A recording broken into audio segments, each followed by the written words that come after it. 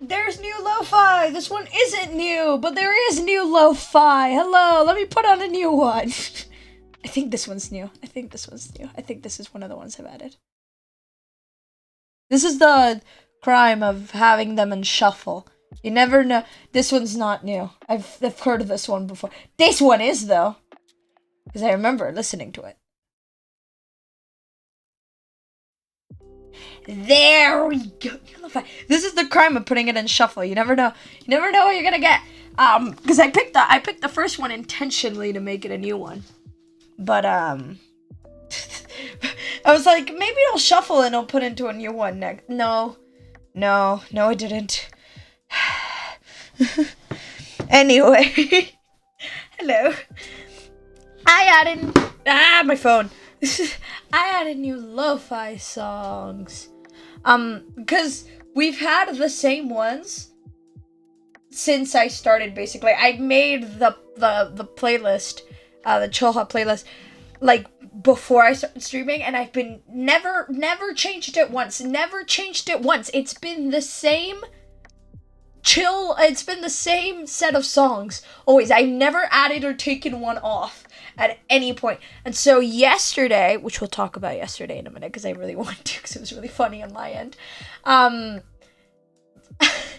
So yesterday I sat down about like half an hour, 30 minutes, something along. I tweeted about it, that I was going to sit down and actually add new songs to the list, so that other songs would play, and I could use other songs as starting and ending songs, so it wouldn't be the same ones every time. Because you know the issue is when I start recognizing some of the names, it's the issue that I've been hearing them way too much. Because I don't know about you, but this is now the soundtrack that sounds inside my head, pretty much.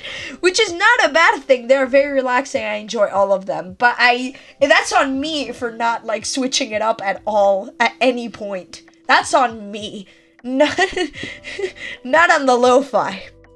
So, I, like, sat down and was just listening through a bunch and adding a few. Which I'll try to keep doing every so often if I'm sitting here, like, half an hour before, 40 minutes before, whatever time before. Sit down and just, like, listen to a few and keep adding more. So the old ones will stay. You'll hear the old ones as the shuffle came on. So you'll hear the old ones still.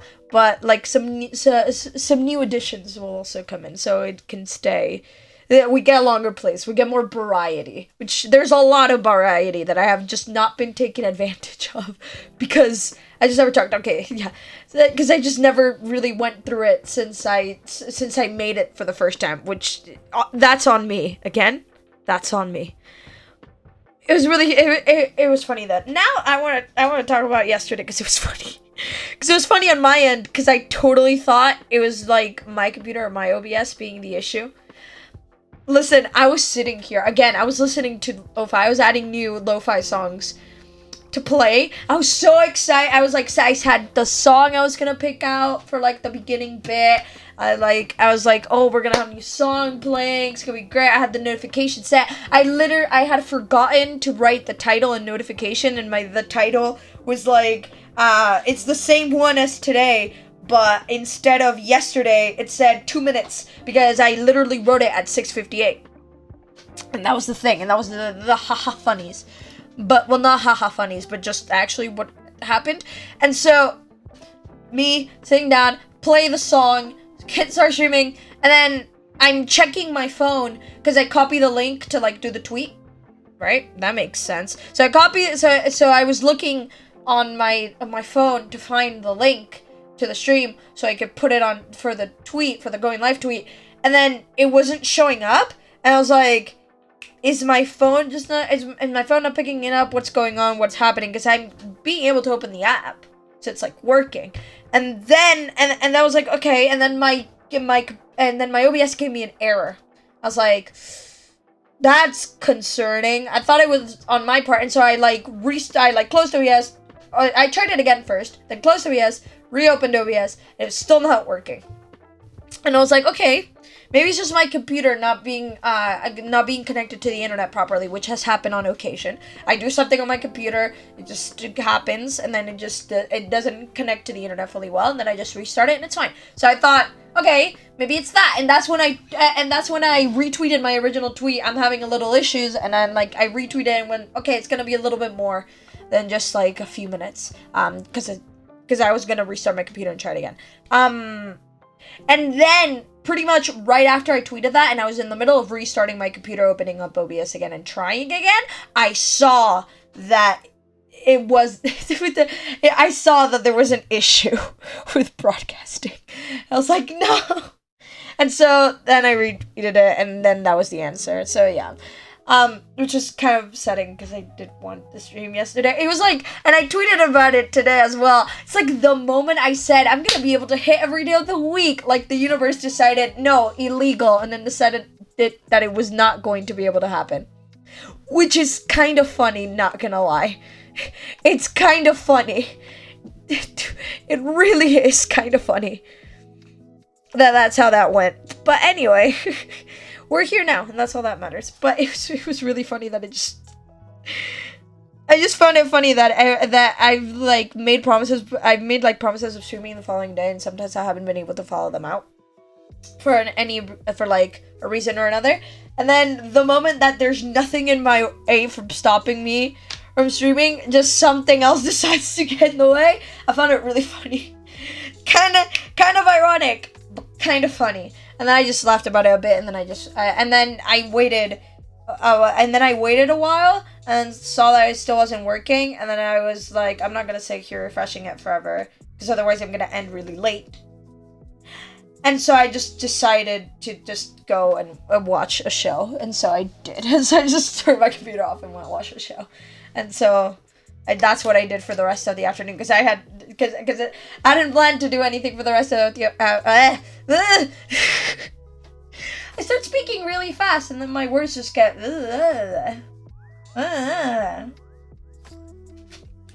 Why? My water's really cold because I had filled my water bottle and I left it in the fridge. Not sure why I left it in the fridge. And so I remember when I was looking for it today, I remembered that I had left it in the fridge. And so the water bottle is really cold. And my hand is now freezing because I just touched it. Yes.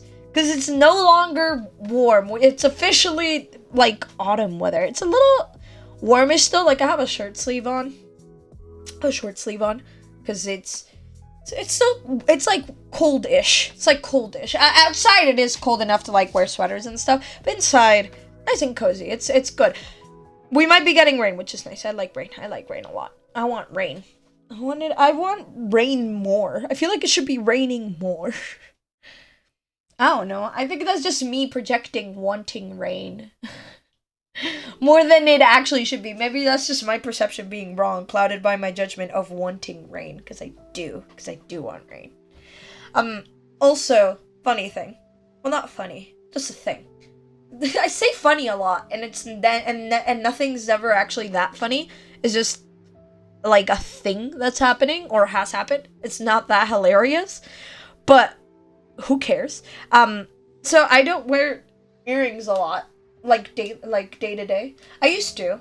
I've explained it before that I don't. But for my piercings to not close, every so often I just either close them in or like wear them for a while and then make sure that they don't close because I don't want them to close because I do like wearing earrings for like special stuff. But special stuff doesn't happen like so close next to each other that it's like frequent enough use of earrings to be 100% certain that they're not gonna close. So I'm wearing earrings today. I'm wearing the dolphin earrings that I posted that one time because they were the ones that I had like near. I wasn't gonna search for like other. I have other earrings. I'm pretty sure I still have like most other earrings that I used to wear. I have some like small hoops that I think are nice, but like and I was just looking around just for any to put them on. I usually end up using these because they're the ones that I have most accessible. I know where they are, so every time I'm like I have to wear earrings to make sure my holes don't close, I just go to those because I know where they are. I'm too lazy to look for anything else, so I just do. So I'm just wearing these now. They're nice. I like them. Again, I don't wear earrings not because I don't like them. I just stopped and never picked the habit back up, which was the same for like all other forms of jewelry, but I'm starting to get more accustomed to it, to like necklaces and stuff. I don't think I'll ever be a bracelets person. I never have been, except for like rainbow loom stuff, but that's because I was obsessed with making them, and what was the point of making a bunch of bracelets without using them? So when it was like rainbow loom, I would wear all the rainbow loom bracelets. I was one of those kids. So I would wear all the rainbow loom bracelets on my arm that I had made. And I was obsessed with making them, so I had so many. But just bracelets in general, I've never been a huge fan of it. I get sick of it a lot. And like I have a watch, and that's about as far as I go, and I don't wear it every day. I wear it occasionally. I wear it quite a lot. Like, when I go outside, it's like a must, because I just like not having to tick up my phone every 5 minutes to check the time. I like just being able to check the time with a watch, like a person, and so I wear it then. But then I, like, take it off, so, like, I'll take it off to shower, right? Or, like, to do something, and then I'll forget to put it back on, and then, like, right now, I don't have it on. So, I'm bad with, like, stuff on my wrists. Because I feel like it's too noticeable for me. But, like, I'm growing more accustomed to, like, using necklaces now. I'm, like, we're getting there. I was, like, so bad at being consistent with it. And, like, so annoyed at everything so fast. Just annoyed at jewelry so fast. And now I've grown, like, accustomed to it. And I like it because I like having, like, fancy stuff. Again, I don't think I'll be, like, a very much of a bracelets person. I don't also think I'll be like a rings person. I feel like it's the same thing. I feel like if it's too noticeable, like on my hand, I feel like I use my hands way too much, that I would just be aware that a bracelet or a ring is there. You know what I mean? Like, I feel like I'd be too aware of it, but who knows? The same way I, like, changed my feelings about necklaces, I might change my opinion on bracelets or rings. Who knows? I really dislike loose stuff on my wrist, but it's, if it's, tight, I quite like it. I think that's why I don't mind, like, watches. I think that's why I don't mind the watch, because I know it won't fall off. Because that's the other thing. Especially with rings, I am so concerned of them falling off. When I, like, rings. When I wear rings, I just feel concerned that they're gonna fall off. Just concerned. And I know that if they fit correctly, they won't. But in my mind, it's still, like, it feels like something on my finger that could fall off at any moment, despite knowing that I'm just exaggerating and it's probably not gonna fall off. But it feels like it is. In my head, it just feels like it is. So I feel like it's that kind of thing. I feel like because you can adjust, like, the strap on, like, a watch and that kind of thing, I feel like it's secure enough to the point where, like, I know it's, like, fine. So maybe that's it, but I don't know. I do feel like it has something to do with the fact that I just would constantly notice it, because I do constantly notice it. I don't know. I'm, like, weird about my hands. Not weird about them. I'm just very conscious about my hands. Because I use them a lot, and I move them around a lot, and I just do a lot of things with my hands. So.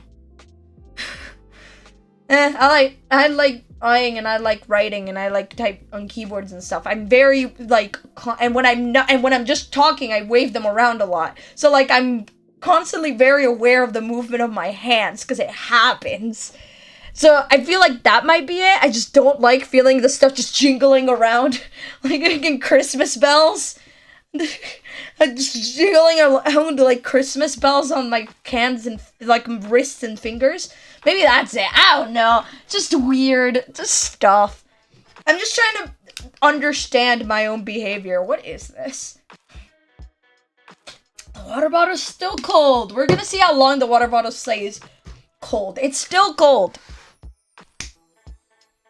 That's one of the downsides of being in a long-distance relationship. I don't do that much stuff with my hands. Badoom. Ching. This is a new one. And I'm just excited when I don't, like, that, and when I'm not that familiar with the lo-fi tune. It's like, yeah! Fresh! truly bringing out the, like, radio host in me. Yeah! I was asked by someone recently who came over to my house what I was doing in this room, and if I was, like, a radio host, and I did not know what to answer. Like, sort of, but not really. I was like, you see, I was like, how do I go about explaining? But, because I didn't think they would be, like, aware of, like, all, like, streaming thing. So I was like, I could go on a long tangent, or I could just say, yeah, kinda. So I just went with, yeah, kinda. It's sort of like that. Ace radio host Steph would listen. I'd be a great radio host, I think. me being really confident for a minute. I think it would be fun. Radio hosting would be fun, but I feel, again, it's kind of similar. Just say I'm a gay person on the internet. I mean, true. But, like, to be fair, that does not explain that I stream. Because even before streaming, I was still just a gay person on the internet. Even beyond just streaming, trust me, when I'm randomly tweeting or scrolling through Tumblr, just scrolling through Tumblr, because I still have Tumblr and I still frequently scroll through it, I just still very much a gay person on the internet. No one would ask questions after that. I mean, fair enough. That is pretty much, it's like the whole saying you're on, what was it? When you're not the song, the TikTok trend. I feel so out of it. And it's on the tip of my tongue. It's so annoying. Accountant! An accountant! It's like the whole thing that's saying an accountant, no one asks questions. But I can't say I'm an accountant. They've already seen the dual monitors and the microphone and shit. But it's like that. It reminded me of that. I knew it started with A. I knew it started with A. It was on the tip of my tongue, and I was like, this is so frustrating. And you're like, oh, I have all this equipment because I'm a person on the internet. What are they gonna do? Ask Owen, what do gay people do? It would be a fun cut. But what happens if someone is brave enough to ask, though?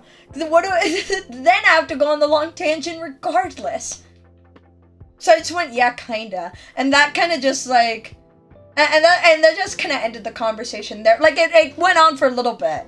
I can't remember exactly what the person said after that, but I just remembered that my response, after my internal panic of while they were speaking, I was going, okay, what do I respond? And then I went, yeah, kinda.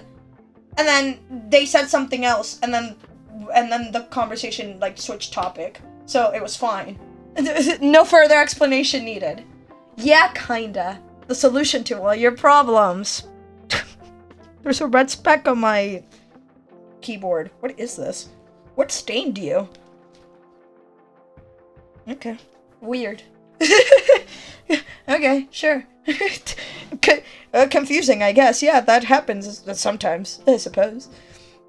Anyway, nothing else really interesting happened today. I'm wearing earrings today because, yes, life is generally okay. I saw a physics meme on Pinterest, and I understood it, and was like, yo, I learned something to be able to understand this. If they aren't gay, you just say, oh, sorry, that's classified. If they are gay, you just say, as a gay person, you should know that. True. That's a good strategy. It's like, no. And like, or you should know that. But yeah. I saw a physics meme on Pinterest and understood it. And was a revolutionary moment where I was like, okay, must have picked up something to understand this. And so I did. And I did. I understood it, and it was very exciting.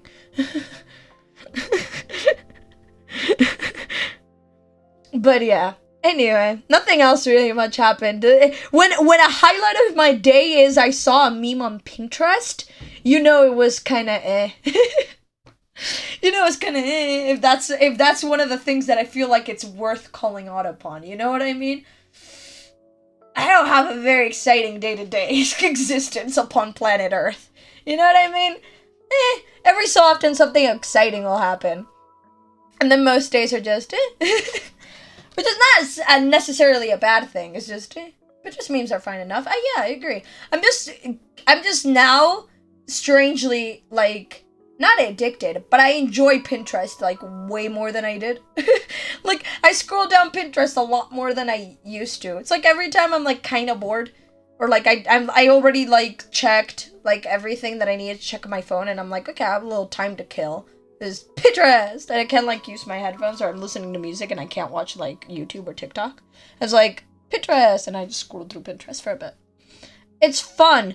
I enjoy it. Though my Pinterest feed seems to change every day. Seriously. Ghost bag is the first thing I saw when I opened it. It's a ghost backpack. Very cute.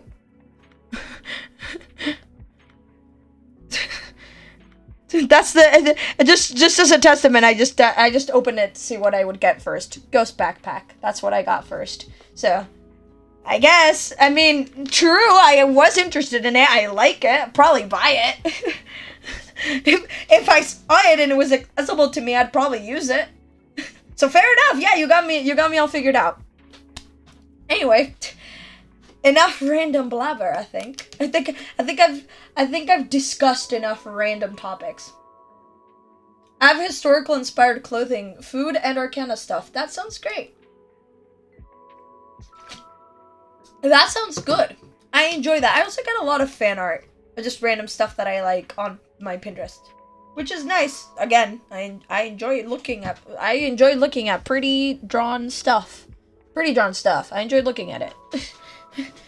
Just pretty stuff in general, not even just pretty drawn stuff. I enjoyed looking at pretty stuff in general, or just interesting stuff, or cool stuff. Just a lot of stuff. Anyway, kind of left it at not a cliffhanger, but kind of halfway through, and I felt bad about it. But I kind of had to wake up early the other day, so I was like, okay, I'm gonna wait for a transition moment, and then leave it there, and then pick back up, and so that's what I did. And I felt kind of bad about it. I don't like leaving things halfway through. That's why I always like, the moments thing is great, because I do a couple of moments and then I leave it all there. But no, kind of just cut right through that, because I had to. I didn't think about how long it was going to be, even though I knew how long it was going to be before I started it. I just kind of impulsively went, yeah, let's go! And then and then halfway through I remembered, shit, I'm supposed to wake up early. What am I doing?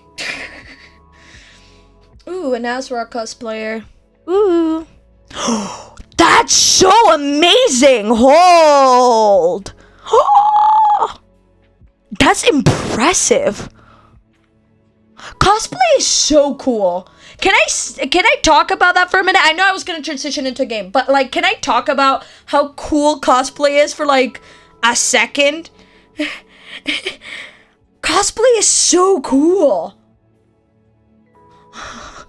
It's so incredible how much like effort and like how like meticulous some people are, and like some people like sew it themselves, so like some people like look for like stuff that they already have and like use it, and like styling wigs and like makeup and like sewing, or like trying to use stuff that you have, and like it's impressive. It's so cool. It's so cool, and it looks so cool. I would love to cosplay something. Just someone. Like, really well done, like, cosplay at some point in my life. I feel like it would be a lot of fun. It would be so much fun. I want to do cosplay so badly, but it's hard. Yes. And the amount, but, like, it impresses me so much, and it's so cool. The amount of, like, effort, like, people put into it, and how cool it looks. It looks so cool. I find cosplay fascinating. It's awesome. It's awesome. Like, so cool. I love seeing cosplays.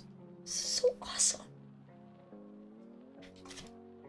When I was on holiday, I saw we saw like group of cosplayers near one of the places we were like visiting. They were taking pictures and stuff. It was cool. We weren't like super near, so couldn't really tell. But like, yeah, it was really cool. They're like taking pictures and stuff, and it was a really pretty place to take pictures. So good on them, you know. But it's so awesome. Okay. That's my cosplay is so cool tangent. The only thing I can say is cosplay is so cool, because cosplay is so cool. And that's not a very profound thought that I can add much more to it. Like, just understand how cool I think it is. And that's about it. That's like, no more to say on that. I already talked a little bit about it. Okay. Every time I try to segue too, I just get distracted by another topic. I just can't do it because I can't stand not having fully covered legs and arms, so that makes it harder. And I just never see characters that I can actually like cosplay without doing a ton of makeup, which I can't, because I don't know how to do it. Let's talk about makeup now that we're on the topic. How? It is impressive. Listen, not terrible, and I don't do it often. I had some form of, I knew a little bit. And then during, like, during quarantine, I was like, gonna try practicing, might as well. I mean, I have all this free time. I could just sit down, try to do my makeup by my house, use it, clean it off, try it again tomorrow. And if it's terrible, no one will know because no one will see it. So it's, like, fine.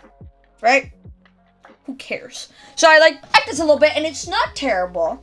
I do my eyeliner fairly good enough, like, okay-ish enough.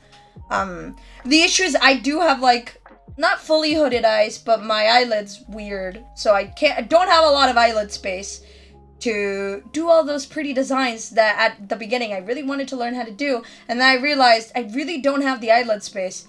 So I just kind of learned how to do eyeliner in a way that kind of looks kind of pretty enough and I can sort of do it. It's not terrible. Could be way worse. It was way worse when I first started. So it's not terrible. And then, not makeup per se, but I had a face painting kit. And during quarantine, I was like, hey, might as well do some face painting, on myself, because, who cares? And so I just did. I would just sit down and do a bunch of face painting. I also bought, liquid latex, to try to do, like scars and stuff with, makeup as well. Listen, it was a time where I was just like, I just might as well learn how to do stuff if I have the time for it, and so I did.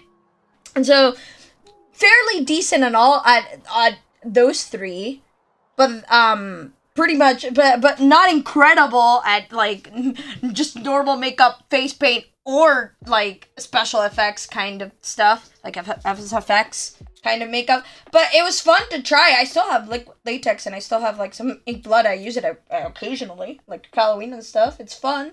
If someone's around and they're interested, I offer it to try it. I show them first what it's looked like before when I've done it. So they know what they're getting into. It's not gonna be incredible, but it's not gonna suck that bad either. It's not gonna be incredible, but it's not terrible, I think. I watched a few tutorials, and it's not... And I follow them, and I sort of think I know what I'm doing. They don't look great, but they don't look bad. It's fun to do, so anyway. You could try those designs that's underneath your eye. That's true, I could try that. That would be fun. Maybe I'll try it at some point. See how it works out. See how much of a steady hand I have. That's the issue with, like, all this sort of stuff. Is that my pulse shakes a lot. So my hands shake a ton. I have very bad, like, muscles in my hands. So every time I'm, like, about to do something near my eye, my hands just be, like, paper leaves and, like, just leaves in the air. Just, like, tissue paper blowing near a fan. That's what my hands be looking like when I'm about to, like, try to do eyeliner. And I have to, like, breathe, tell myself, why are you shaking? Calm the F down, and then wait for my hands to stop shaking, and then actually do it. Which is the same thing when I'm about to put contact lenses on. My hands just tissue paper in front of a fan, and I'm like, why are you shaking? We've done this a million times before. You know how to do this. Stop shaking. Why are you shaking? And then it eventually stops shaking so much, and then I can actually get the eyelids in. You could do like a spider web design for Halloween. That would be fun. I want to do Halloween eyeliner. I want to do Halloween eyeliner. I want to do Halloween eyeliner. Ooh, my Pinterest is about to go insane. Oh,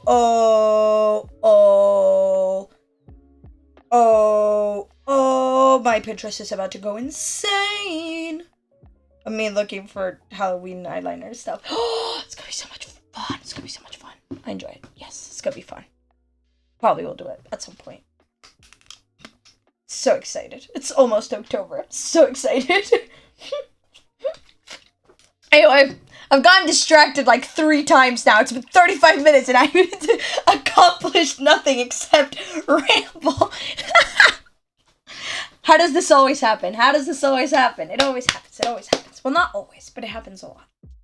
Anyway, now that I've rambled and gone off topic, I can actually do it now.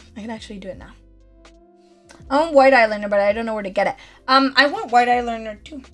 I know a shop that has white eyeliner. I was gonna buy white eyeliner at some point, but it was like, but the place I saw it was like kind of expensive for eyeliner, and I was like, I think I'll just search for it somewhere else, so I can find it, at like a better price, or like wait for it to be on like sale or something, so I don't spend that much money on it, because I don't want to, because I know I'll use it, but I won't use it like excessively, so it's like, I want to pay what I think is, like, worth it for, like, me, for how much I'm going to use it, pay it. I have, like, this little thing. You know those pens? I got distracted again. You know those pens that, I'm talking about writing pens, like, actual pens, like, pens, that you, like, that are multicolored. So they have this little thing at the top, and you push them down, and then they have like a red and a black and a blue and a green.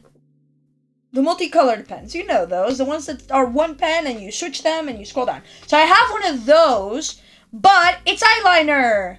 It's different. It looks like one of those, and I thought it was one of those when I got it as a gift. No, it's eyeliner. It's 4 different colors of eyeliner. It's a pink, a blue, a red, and can't remember. Frickin' something. There's 4 colors, and I can't remember what the other one is. I know there's a pink. I know there's a blue. I know there's a red. What's the other one? It's not purple, because the purple eyeliner I have is separate. Literally cannot remember. Might be an orange. Not sure.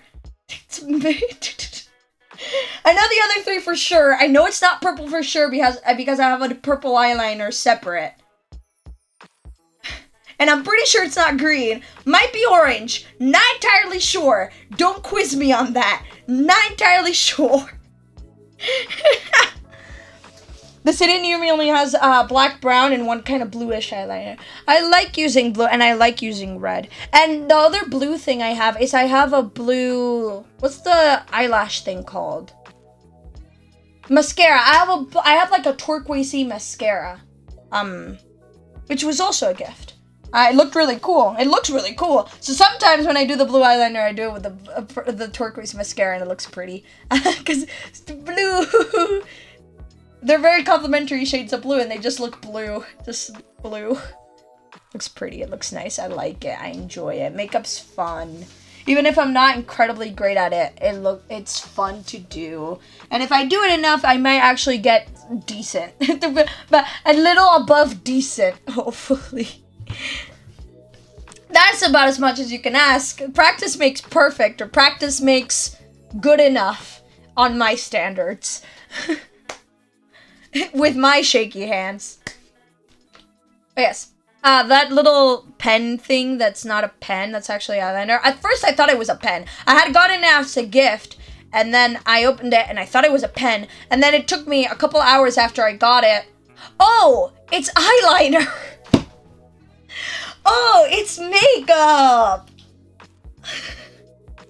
It was funny. And I realized it because I looked at the tip and it wasn't sharp. And I was like, that doesn't look like a pen.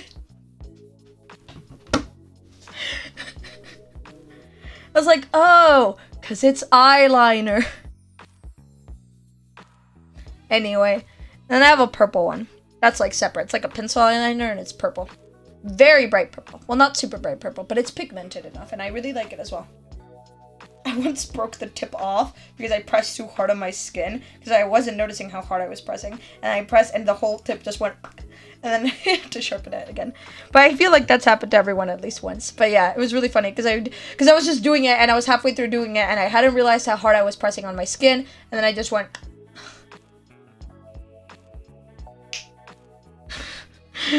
Shit. Me trying to look. I'm gonna try to Google it so I can figure out what the other color is. I think it's orange, but I'm not sure.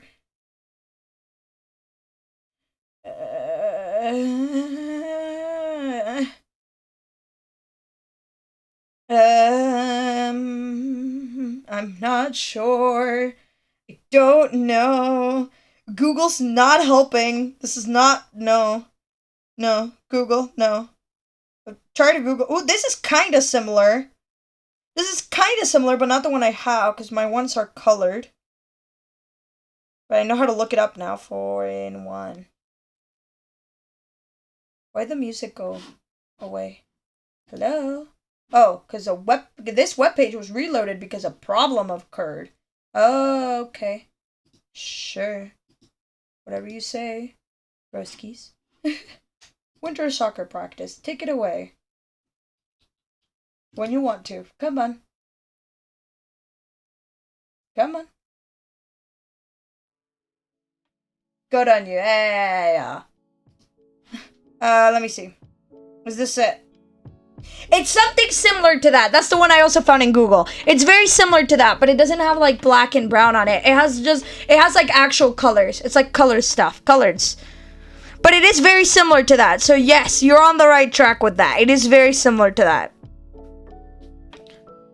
It is very, very, very similar to that. I can't find the specific one I have, but it is very, very similar to that. Basically, it is that, but just with other colors. That's it. It's that, but with other colors. It's great. I love it. I enjoy it so much. It looks really nice, and the colors are nice. It's just great. Anyway, now I've officially rambled enough. Now we should actually get into it. Yo, this is where we left off. So new neighbor guy showed up. Now we're gonna go hang out with our friends. That's about all the summary you need of what has happened. Basically, success. I've looked for this as well in my city, but I can't find it. If you do find it, I totally recommend it. And like any colors, they're nice. I enjoyed cause it's like having Form 1, which is the whole point. Plus, it looks like the pens, and it's very cool because they look like the pens. And they confused me for a second there, so they look enough like the pens to confuse me that I thought it was the pen. So anyway, yeah, we should get going. You gave Baxter's condo one last glance over your shoulder. You were looking forward to seeing more of him. You thought he was charming. You were not interested in him. You weren't sure how to feel. You thought he gave a pretty bad first impression. You decided he definitely wasn't someone you like. I'm interested. Sure, it's gonna be fun. Baxter was different, but you liked him. Smiling, you hoped that he would become a good friend in the summer. Plus, we're sociable or something. Turning your attention back to Cove, you pushed all thoughts of Baxter aside. You both started making your way towards town. Friends time. Friend time. You took his hand, you took his arm, you walked... arm, yay. Smiling at him, you hooked your arm around his. Cove hummed happily in response. Yay, we're so cute. A little while later, you and Cove reached a main street in town. All of a sudden, you stopped walking. What's wrong? I think I felt my phone vibrate. You dug your cell phone out and looked at it with a satisfied grin. There was a new message. Before you could read it, you were distracted by a small amused noise from Cove. His head was slightly tilted to the side as he carefully looked at your old keychain. I can't believe you still have that. Of course I do. I love it. You shouldn't be surprised. Well, someone was crazy enough to get it for me, so I might as well use it. You shrugged. You quietly blushed at him, pointing it out. You shouldn't really be surprised. Really? Yeah, it was a gift from you, so it's important to me. Cove looked away, blushing. He smiled warmly, likely remembering the day he bought it for you. This is so wholesome. It's nice. I'm glad you like it. He looked back at you with a playful grin. Especially since it cost me a whole $6. That's like $30 in kid money. That is very true. His matter-of-fact tone had you laughing deep. You couldn't face him without starting all over again. Smiling, you were focused on the task at hand. Checking my phone. You opened the new text from Miranda, and all you saw was, I can see you. Which is kind of creepy out of context, but totally totally fine in a friendship context. Like, I feel like, yeah, this is safe enough. I would do this. Immediately from where you stood, you started swiveling your head around. You couldn't spot Miranda anywhere, but she did send you more messages. I saw you holding Cove's arm. Scandalous. Where are you? Haha, come on. Really?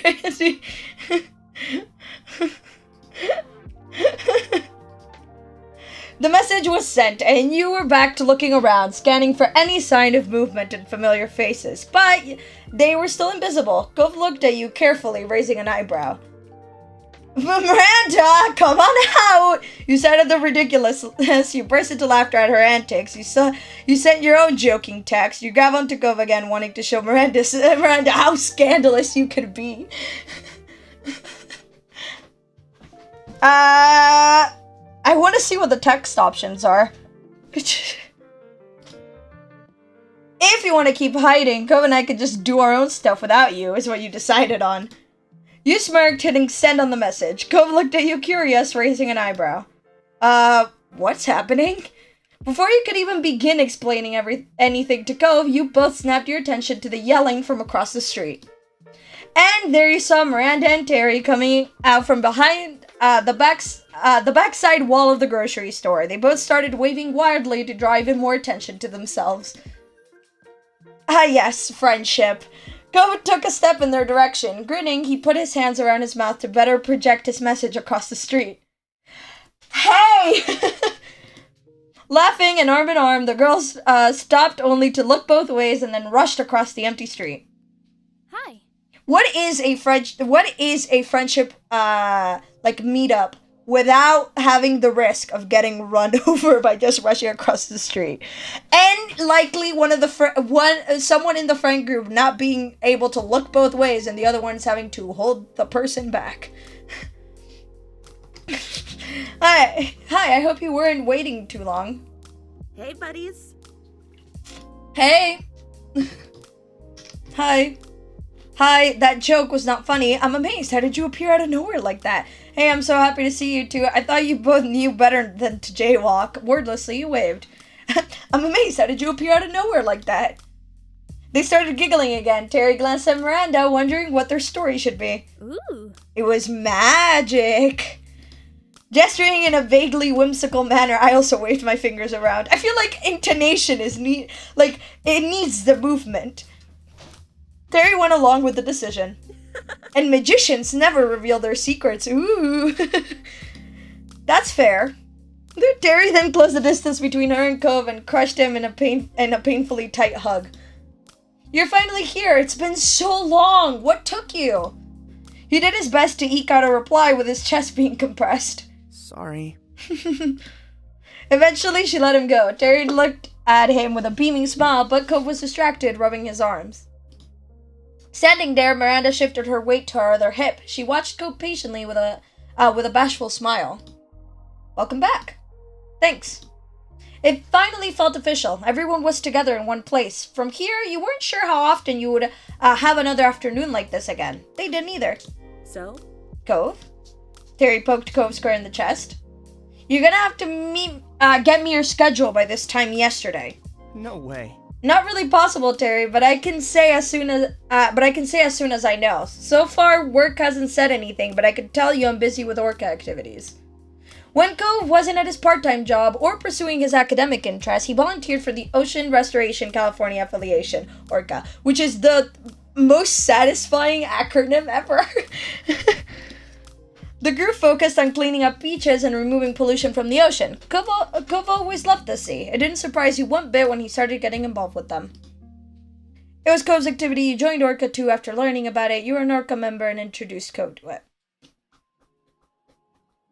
I'll join. Sure. Yay! It's a good thing to do. Also, I've done beach cleanups. They're fun. Well, like fun. They're just like a good thing to do. And then you go with people and they're like, yeah, you know. Stuff. Not for like annexation stuff, but just for like a one-off. It was cool. Ooh, I like this one. This is music related. Their big smash event for the year is coming right up, isn't it? Yeah, there's not that much more to do before then. I know how to read, but I'm kind of looking forward to the fundraising push. Hopefully we can pull it off. If anyone could do it, it's you two. And even if it goes really bad, it'll still look good on a college application at least. Not wrong. Honestly, true. That's true. Hey, guess what else? We don't have to stand here to say stuff. Let's go. I would like a meal now. Perking up, Cove nodded in agreement. Excited by that plan, you smiled.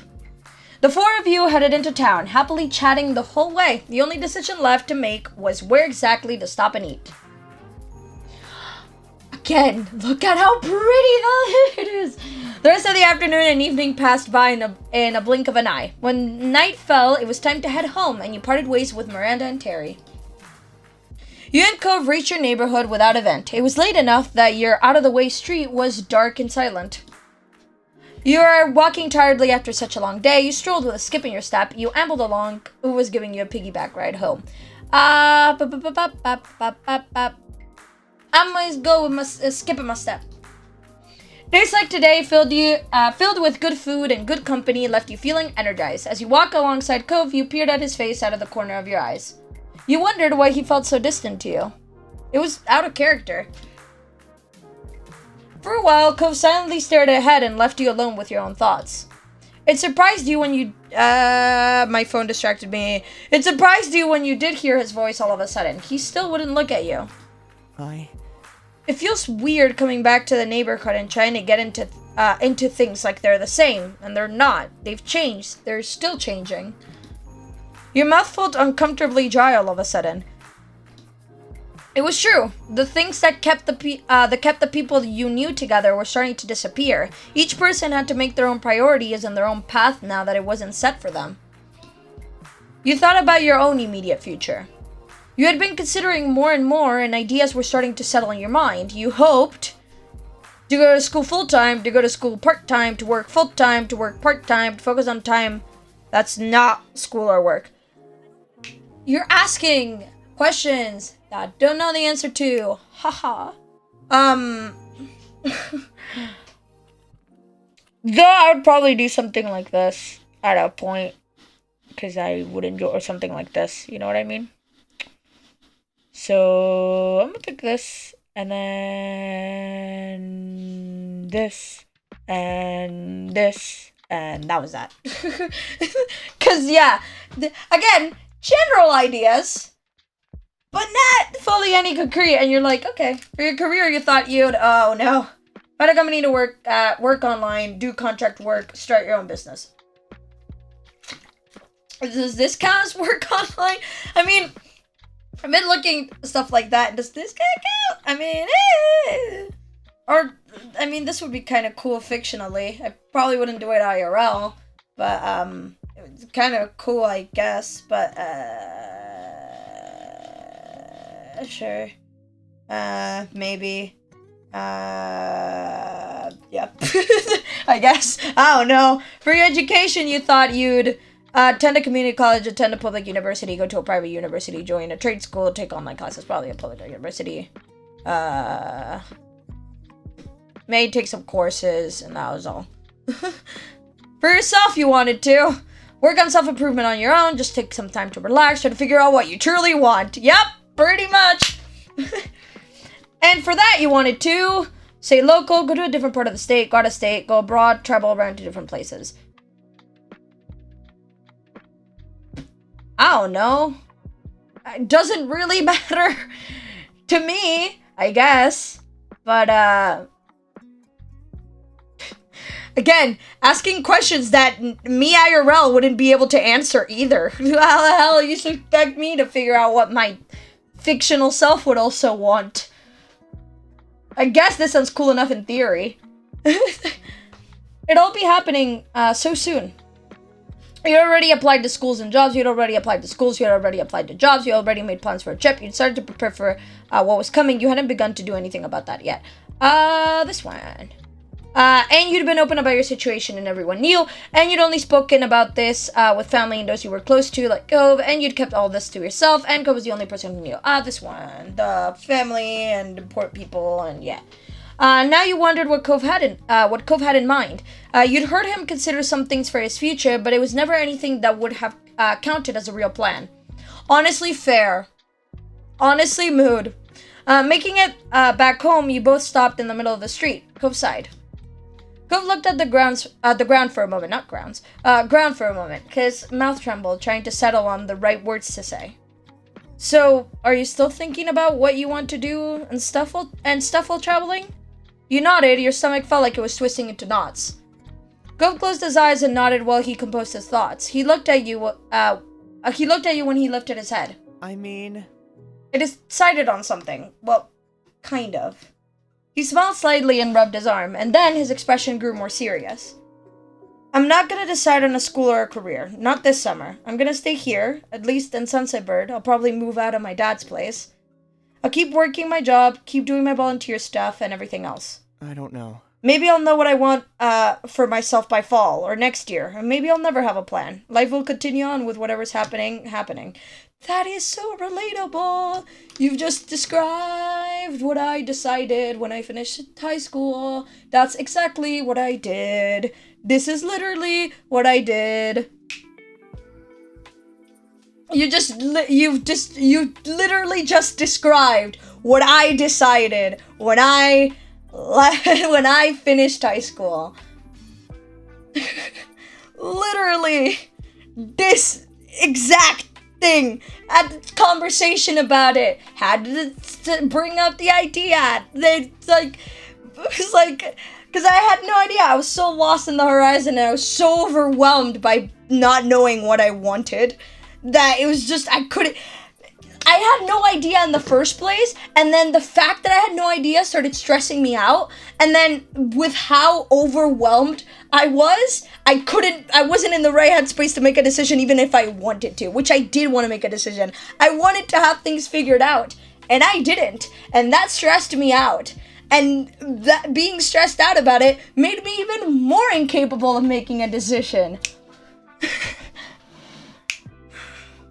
Literally. I'm not gonna crush myself trying to have everything figured out by a timeline that someone else has set. I just can't do it.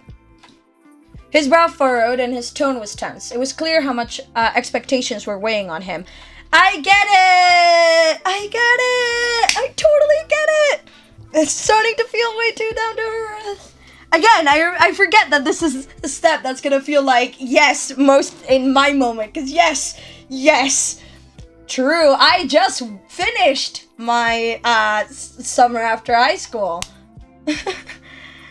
After the end of high school. So yes, mood, all this, very fresh in my head. Very fresh in my head. I know that's not very exciting, but it's the best I can do right now.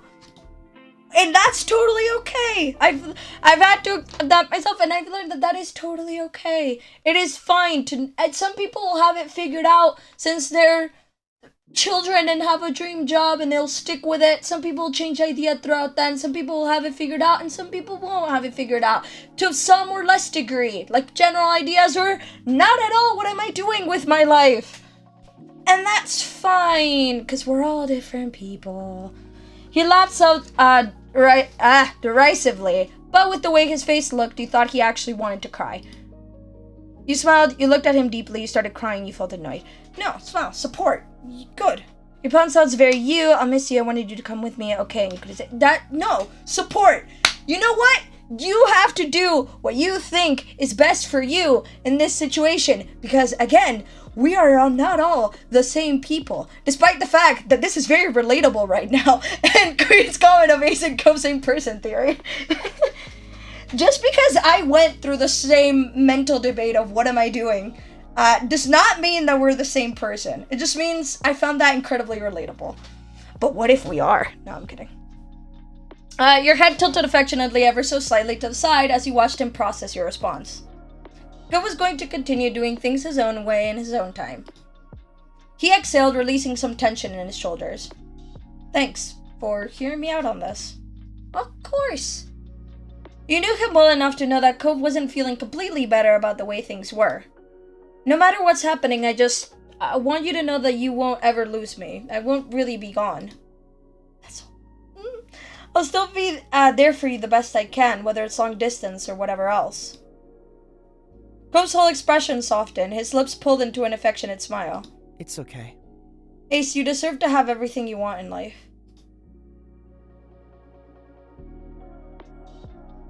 That's so nice.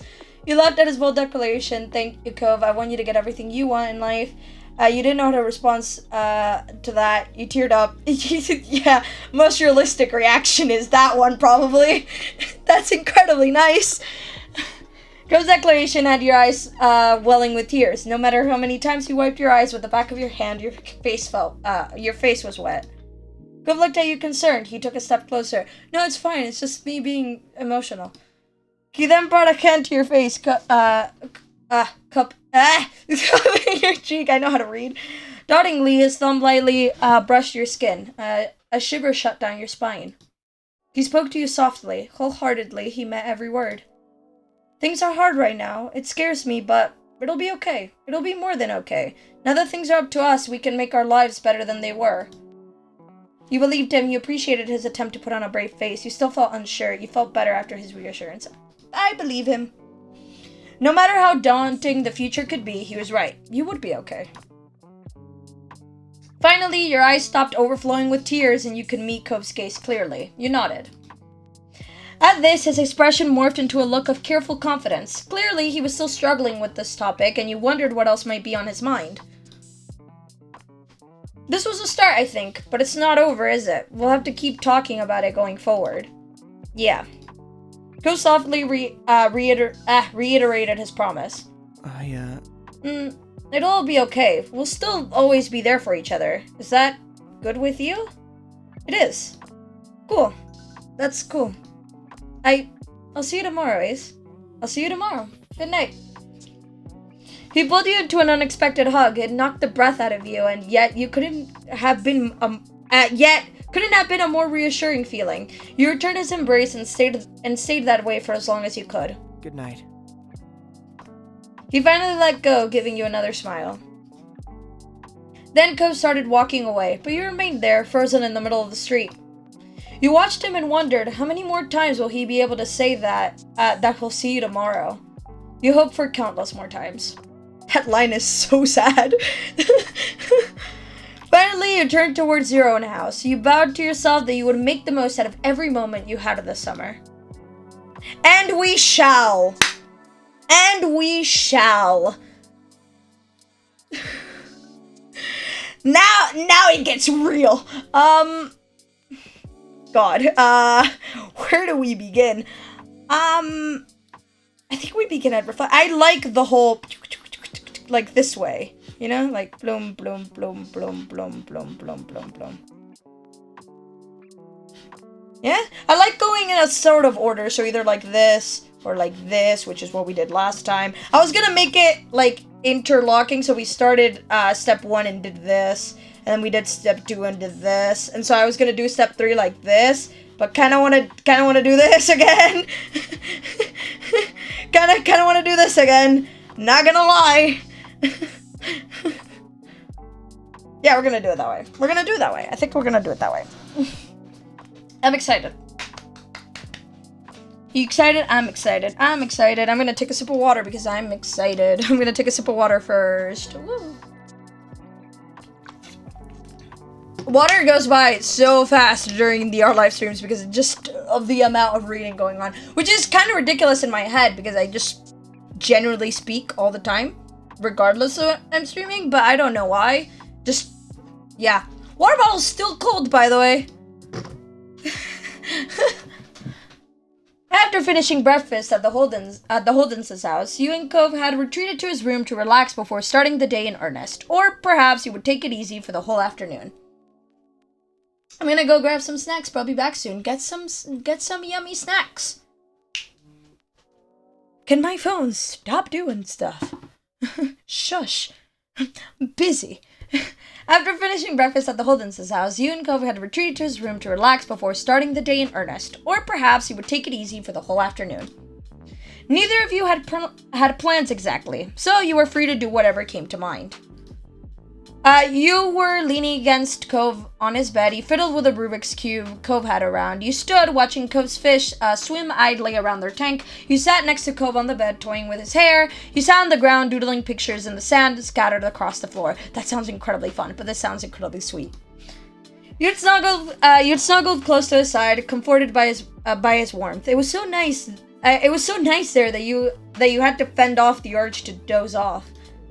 Cove lounged in a similarly eased manner. He had his phone open and was idly scrolling through something on it as you enjoyed one another's presence nearby. A burst of laughter broke the silence, hooking your attention and bringing you back to the present. You looked at Cove for an explanation.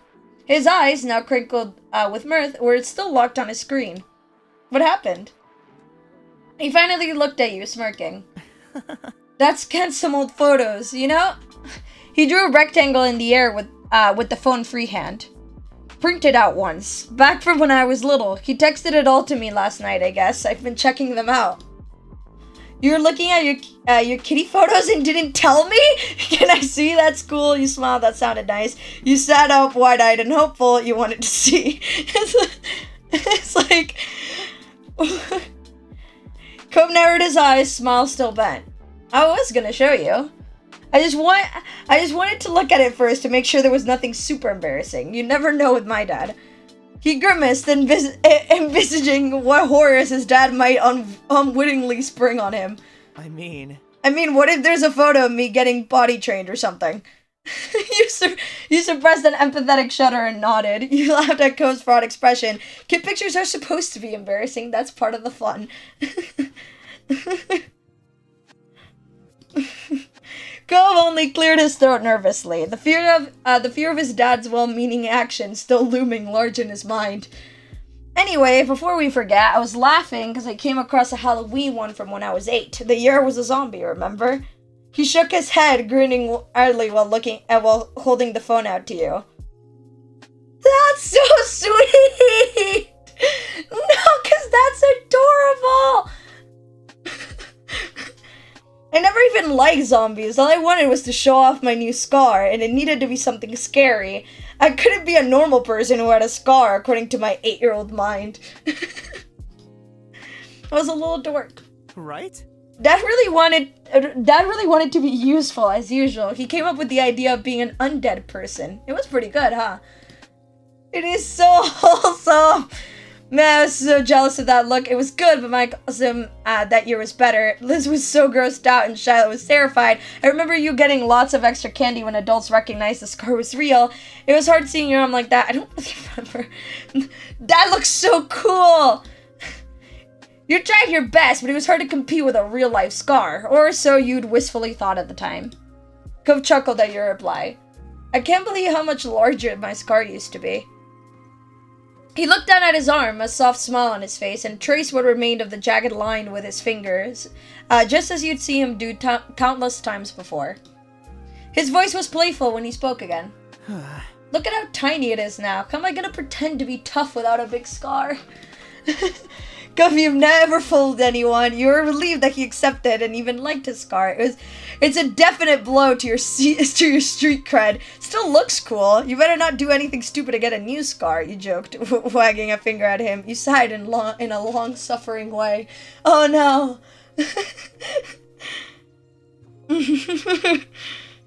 These are great. I like the dramatic... Ko smiled bashfully, pleased with his joke, and ducked his head to look away from you. His fingers were still tracing the scarred patch of his skin. I really do like having this, even if it's kinda little these days. His voice was shy, like he was letting you in on a big secret. Cove turned back to face you fully, finally letting go of his scar. He was happy. That mark was a part of him and clearly held meaning for Cove. Reaching over, you laid a reassuring hand on his arm where the scar was. Could I touch your scar? He smiled back. Wholesome! Wholesome! I can't! Why? I overreact at everything. It just feels so... Anyway. I'm living so vicariously. It's like so good. He blinked, taken aback by the request, but nodded easily. It's okay. Yeah, that's okay. You cupped his arm with your fingers carefully as your thumb ran down the outline of his scar. Along with the rougher tissue of the scar, you could also feel goosebumps on his arm. Cove let out a choked breath, a dizzied smile playing out on his face. It was evident that he liked the feeling. Yo, this case, you lifted his arm up to...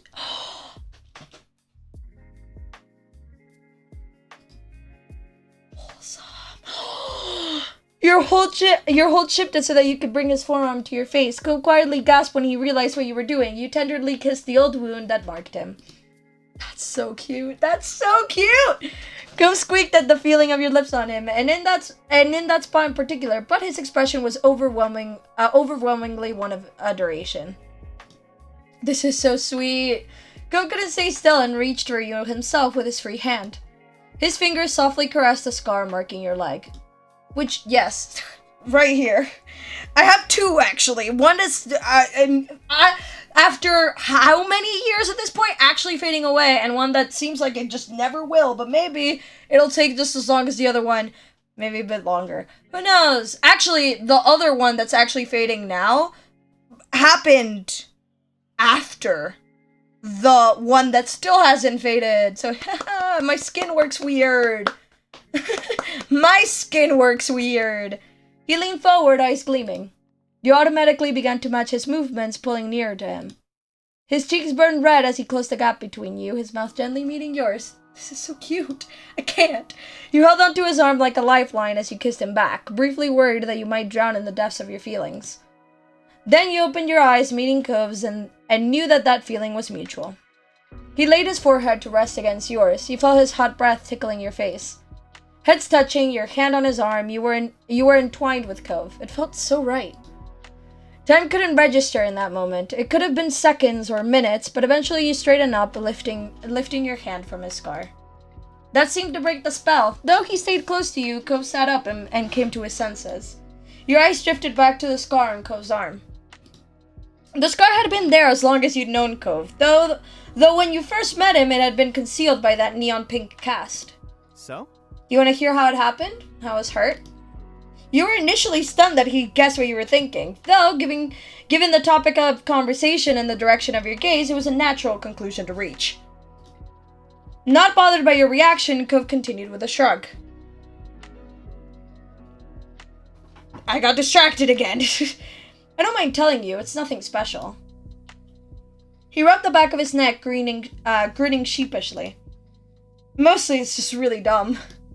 You nodded. That was something you'd like to hear more about, especially knowing that no lasting harm had come of it. Cove stared into the distance, lips parted as he readied the story in his mind. So me, my dad, and mom were at a party. I don't know if it was a casual get-together or a specific celebration. I hope it wasn't for something meaningful, considering how I ended it. He winced, then managed a bashful smile. I'm kind of curious, so I'm interested. Anyway, my mom and dad were off doing stuff, talking to people, I guess. I was left with the other non-adults. Most of them were older than I was. Maybe all of them were? His brow furrowed as he tried to recall dusty memories, then he shrugged again and continued. The older kids were taking turns on the jet skis. There weren't enough for everyone to ride at once, so in between turns they were hanging out on the shore. I was meant to just sit there and watch. I bet that's not what happened. Remembering when you'd first met Cove, you bet that he hadn't been satisfied with that arrangement. He confirmed that suspicion. I was pretty unhappy. It wasn't a party for me. No one all I could do was look at other people have fun when I couldn't. The teens must have realized that, though I never hid when I was pouting as a kid. Well... Basically, someone offered to let me ride. I was way too small to drive it myself, but this older kid, they must have been at least 16, said I could sit in front of them while they controlled the jet ski. Gee, I wonder how that finished! He chuckled at your wide-eyed horror. Yeah, that sounds nowhere along safe. I knew I wasn't supposed to do anything like that. Still, I figured my parents were doing whatever they wanted, so why couldn't I? I nodded at the person, and I remember the other teens helping me onto the jet ski, along with the one driving. We sped off into the water. Cove smiled widely and wistfully. And what happened? It was amazing. At first, my hair was flying everywhere as we zoomed away from the shore. I'd loved being out on the water like that. Too bad it turned out steering a jet ski with an 8-year-old sat on your lap was harder than a bunch of kids figured it would be. The team tried their best, but they couldn't keep control for long. We got spun around and went right into the sand. You suck in a deep breath. The other person wasn't hurt. Thankfully, they held onto the bars and stayed in their seat. I didn't. I was thrown at full speed into a rocky part of the shore near the dock. I must have tried to brace for impact or catch myself because my arm is what I mostly landed on. Which is normally why a lot of people break their arm or get injured on their arm a lot, because your instinct is to reach out and hold yourself so you don't hit your head or hit any other more quote-unquote important part of your body. So your instinct for most people would just be to reach out. That's how I broke my wrist, my radius, the first time. I was playing a game with a bunch of friends and I tripped and fell. And when I fell, I reached out with my arm and then it hurt, and then I fell on the floor anyway. And then a teacher told me it was fine and just to put ice on it. And then an hour passed with me putting ice into my arm, and I was like, it's not getting better. It still hurts a lot every time I move it. And then they did take me to the hospital, and then they did an x-ray, and turns out I had broken my wrist, broken my radius. And yeah, that was the first time I broke something. Never broken anything, even though I've done stupid shit. Better keep it that way. It's not incredibly fun. It hurts a lot. Because it's like, and this wasn't that bad because I had been told to put ice on it. I was pretty much numbed because of the ice, so I couldn't feel like the pain unless like I moved my arm. And so all that hour that I was told to wait to see if it would get better, and then it didn't. And all the way to the hospital, I just didn't move my arm the entire, like I just didn't move like that part of my forearm the entire time so it wouldn't hurt. And it was like, quote unquote, fine. Breaking your femur is not as easy to deal with, I'll tell you that. Like, fall 5 meters off a tree, breaking like 50 branches on the fall. How did you... First of all, I'm glad you didn't get hurt. Second of all, I don't even know what brought that to happen. And third of all, I'm impressed that nothing happened, but very glad that nothing happened.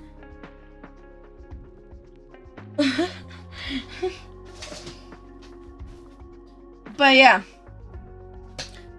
I've only broken stuff twice. And yeah, neither of them have been specifically fun, but the arm was fine-ish, and it was the same thing. You reach out, I wasn't on a jet ski, but you reach out to brace yourself, and then you end up breaking because of the strength of the impact. Whoops. I mean, it prevents from something worse happening, like you hitting your head and something happening there, but, you know, still. He looked down at the limb in question. You could see him visualizing the long-healed injury. It was pretty turned up. After that, it's hazy for me. I got taken to the hospital. I didn't feel a lot of pain when it first happened, because you're running on adrenaline. All I remembered thinking about was how I was covered in sand and the grains were uncomfortable. Fair enough. From when I broke my femur, I can remember the pain somewhat, and I remember crying a lot, but I also remember, like, the minutes when I was waiting for the results of a scan I had. I was just laying there, and I was just thinking about how hungry I was. I was so incredibly sedated at that point. I pumped they already put an IV on me to, like, numb the pain, so I could no longer feel the pain at that point. I was just sitting there, just like, I'm really hungry. Well, laying there, but you get what I mean. Well, the tree was like an old dead tree, and I was climbing it, and the branch I was standing on broke, and every branch on the way down just broke, because they were all relatively thin, because it was a pine. Ow. That must have hurt. That sounds like something like that would happen in a cartoon, but I forget that it's also very plausible in, like, real life. But, like, ow. I could just feel, like, I can just imagine the sensation of, like, the twigs, like, just scratching by and just, like, falling. It did hurt, I imagine. I'm sorry that happened, but I'm glad that you didn't get, get anything broken or get, like, way more hurt than just, you know, it hurting. The sand was uncomfortable? Cove chuckled. I know, right? I did start feeling my arm later. It definitely hurt eventually. The doctor said my arm was broken along with being torn open. That's how I ended up getting my pink cast. He smiled nostalgically. That color, it seemed just nice and happy at the time. It brightened the mood, so I picked it. Do you get to pick colors? I just had just normal white one. And then I drew on it, like, the entire time I had it on. A girl that sat next to me in class drew on it as well. It was fun. And then I did the stereotypical thing and it got a bunch of names on it as well. And I drew on it a whole ton because it was my left arm, luckily. So I could draw on it with my right hand. So I was just drawing it. It was somewhat fun. It was cool. It looked kind of cool. That's the fun of it. That I could draw on my arm. Someone was also still on top of the tree. And the branches broke. It was suddenly a lot harder for them to climb down because all of the branches on my side of the tree broke. Yeah. Oh, God. I hope they made their way fine as well. I hope everyone came out of that endeavor fine. The smile faded. He finished the story with a sigh, his eyes downcast. I feel bad I did any of that. I hope whoever that teen was, they weren't traumatized by seeing a little kid go flying into the ground. They were just trying to do a nice thing. Good threw arms out to the side dramatically. I wish I knew who they were so I could give them a call and say I'm still in one piece. But yeah, that's the full story. I'm so glad you were both okay in the long run. I'm really sorry that happened. You laughed at how terrible the idea had been. How could you be so reckless? You didn't know how to react. I'm glad you were both okay in the long run. That's the important thing. Go sighed again, the regret written plainly on his face. It was a failure. That's just the truth.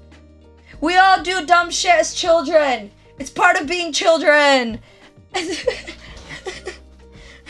It's like, stupid idea, sounds great, and then you don't think of the consequences, and then the consequences arrive, it's like, oh no! You smell fatly. But to my credit, I think I've grown up a lot since then. Wait. Cub's eyes went completely wide. Suddenly reinvigorated, he seized his phone and tapped away at the screen. What? I knew it. You weren't sure that he'd heard you, but he set his phone down and turned to face directly to you.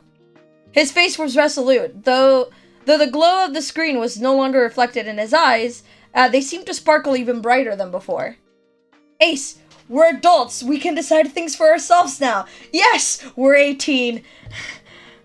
You only realize that now? Okay, where is this going? This can't be going anywhere good. I like where this is headed. You waited for me to explain. Where is this going? The age requirement to rent a jet ski in California is 18. We could totally do it. We could rent a jet ski. We're 18. We're legally adults. We could do stuff. Joy. Yes! No, let's use our adult powers for a jet skiing adventure. Yes! The power of being adults.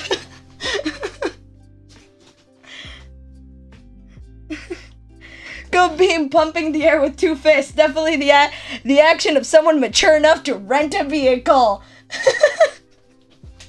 What are we doing? Again, should any of us be trusted on a vehicle? Any vehicle, not even speaking of a car at this point, just bringing the topic again. Should we be allowed to drive? Alright. Within a moment, Ko had recovered and returned to his serious expression from before.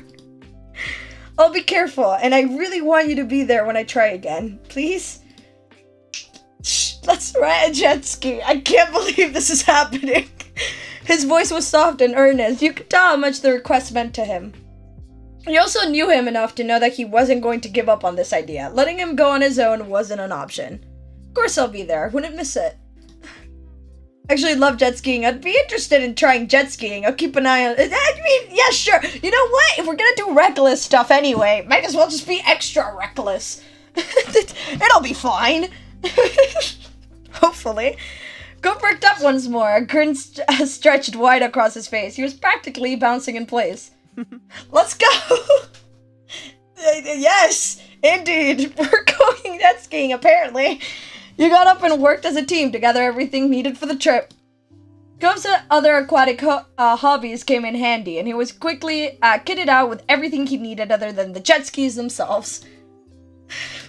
You needed to run back home briefly, having dressed and prepared for a day that didn't involve jet skiing, but soon enough you were both ready and jumping into Cove's car. As you got in, you learned that Cove had used the brief time apart to locate a rental store on his phone. You caught his eye as you clicked your seatbelts into place. Excited, you held out a hand. Cove slapped it in a high five before setting off. Reckless! You and Cove soon arrived. The ocean was perfectly inviting today. The deep blue of the water glittered under the clear sky, while the tide rolled in and out at its leisure. I'm so excited for this. You were just as pumped as he was. His excitement was adorable. You felt a little worried. You felt a chill of fear. You were really doing this. You didn't know how to feel. Nah, the adrenaline would just get me. Woohoo! Which, again, another reason why I just shouldn't. I need adult supervision despite being an adult. Because adrenaline just gets the better of me and I'm just like, woohoo! Seeing how pleased you were, Cove grinned at you. Hey. Oh, hey, want to say hi to my dad while we're here? I've already texted my mom about the plan. He's working right now. You remembered how close his shop was. It wouldn't take long even by walking. You nodded, not minding the detour. Mr. Holden was a great guy, so you were happy to check in on him. Sorry. Thanks. Sorry, it might be kind of awkward when he hears why we're here, but it should be alright. I mean, my parents forgave me a long time ago for that amazing stunt. You're not ready. Am I not? I don't want to be scared of jet skiing for my whole life because of it. True. You wondered which of you Cove was attempting to reassure. It was only a short walk back down the dock to Mr. Holden's scuba shop. Cove breezed in, as familiar with the store as he was with his own home. No, you're not. You're scaring me. The place was quiet, empty aside from a couple of customers quietly browsing, and Cove's dad behind the counter. Mr. Holden looked up, his friendly expression spreading into a grin when he saw who had just entered. I know how to read. Hey. Hi, Ace. Hi, Sport. Hey, Sport. What brings you all the way out here? He cast an eye at the way the two of you were dressed. Judging by how you're decked out, I'm guessing scuba diving? There's plenty here for that. What can I help you with? But this is one of my favorite ones, like one of my favorite moments. I'm excited then. What can I help you with? Cove chuckled, amused by how quickly his dad seized on a favorite topic. Or maybe it was how his dad always fell over himself trying to be useful. Hi, Dad. We're not doing that this time. We sort of decided to go rent a couple of jet skis because we're adults and we can do whatever we want. Yeah! The phrase jet skis had set Mr. Holden's mouth into a taut line immediately. Just concerned. Jet skis. He echoed the words as his eyes instinctively darted to the scar in Cove's arm. That's when Mr. Holden started to speak several times, each attempt quickly abandoned. Cove smiled encouragingly, trying not to add to his father's worries. It's not, I think I gave you the wrong idea. It's one of my favorite ones, but not for like cute romantic reasons. Oh no, trust me, I'm not always looking for cute romantic reasons. I love them, but I enjoy good storytelling. I enjoy good storytelling, it's fine.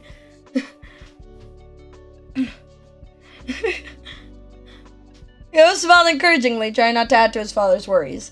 Don't worry about it. I promise I'll be careful, and Ace will be there too. That should not be a reassuring thing, though. We always look out for each other. I guess, yeah, that part's true. Mr. Holden pinched his face back into an unconvincing smile. Well, he's trying. He's trying. Right. Alright, you're a whole lot bigger now than you were back then. Whole 10 years older. Heck, you can drive a car and everything. I'm sure you and Ace will have plenty of fun. The worry still echoed out in his voice, barely concealed by the positive words, but Cove was buoyed by his father's support. Yeah, well, we're all set. We only stopped by to say hi and let you know since we were over here. Mr. Holden beamed, obviously moved by his son's simple consideration, which is very sweet, yes. Wow, you're so thoughtful. Thanks for taking the time. Cove gave his dad a crooked smile, shaking his head bashfully. He'd long stopped fighting his dad's effusive praise, but that didn't mean he'd ever become good at accepting it. Mr. Holden simply laughed at his son's response. It'd be great if you could keep me in the loop while you're out there too. Just text me to let me know if it's going well or anything. I will. His dad smiled more easily. Great. Great. Cove rubbed at his arm, causing Mr. Holden's eyes to momentarily twitch back to the childhood injury. Bye. We're gonna head out. See you later. Take care. Goodbye. Mr. Holden waved you off as he left the store. The pair of you headed back to the docks, walking side by side. After your feet hit the boards, Cove's pace fell. Glancing over, you saw him looking down out over the water. That wouldn't have been unusual if his expression hadn't been so somber. He wasn't geared up with anticipation or even nervousness, but with an uncharacteristic lethargy. Something was weighing heavy on his mind. Cove, what's up? You're gonna walk right up to the sea if you don't pay attention. You nudged him gently. Cove? Huh? He blinked, startled by you interrupting his rumination. Sorry. It's fine. He sighed. You thought you'd turn his attention from the ocean. It gradually drifted back to the water. You cleared your throat, unwilling to lose him again. Sorry, again. He put his hands to his face, rubbing his eyes wearily. Here I go, thinking everything's resolved with what's happened, and we can have fun, but I can't just enjoy anything. I had to find something else to get stuck in my head. You're having second thoughts about jet skiing? No. That's not it. The ends of his lips were drawn in the beginning of a frown, like gray clouds clustering to signal a coming storm. I figured my dad would be a little worried about me doing it, but what he was saying, it wasn't what I'd expected. He was so sad. It was more than nervous. I think he feels bad, and now I feel bad, but it isn't as if I'm the only one who ever does something stupid or gets hurt. It got me thinking about that whole time. That's when I realized it wasn't long after that incident that my parents separated. No, I'm not saying that. As a kid, I didn't think about the consequences of my actions, or how what I did impacted other people. Like, why should anyone care? I'm the one doing it, not them. It made no sense, and I still cared when other people did things I didn't like, but I was 8 and mostly just mad that nothing felt like it was in my control. You could tell that he was building up to something, so you nodded for him to continue. I was pretty difficult to deal with because of that attitude, but looking back, I think that's what saved me from something a lot of kids go through. Blaming themselves for their parents' divorce. It never crossed my mind that anything I did made a difference on my mom and dad's relationship. They would do what they did no matter what. Now, though, I guess it's kind of hard to ignore that thought, huh? I mean... The situation was already so hard, and I wasn't a good kid, so... He left his words adrift as he looked down, the conclusion unfinished. It was silent between you. But only for a second. Cove pulled himself up to his full height, his chin held aloft. Whatever he decided, he was resolute. I'm going back. I've got to talk to my dad. I'm not gonna let things be like before, where I just feel crappy and refuse to even tell him what's going on. That doesn't work for either of us. You can go ahead if you want. I won't mind. I still really want to do this, and I'm sure it'll be okay. Alright, see you later. You nodded. You shook your head. I want to stay with you. There's no way you're going off on your own. I want to stay with you. We always look out for each other, remember? Go smile gently, having wanted that deep down. Thanks. Let's go. My heart. Yes, send the love hearts. Send the love hearts. You and Cove retook your steps down the docks once more, heading back to Mr. Holden's scuba shop. The customers you'd spotted in there before were now leaving the store, new bags clutched in their hands. You hoped that this would mean Cove could still have his conversation without a public audience. This time, Cove strode inside the shop with purpose. Mr. Holden, still at the counter, glanced up to greet whoever had come inside. He grinned as you approached.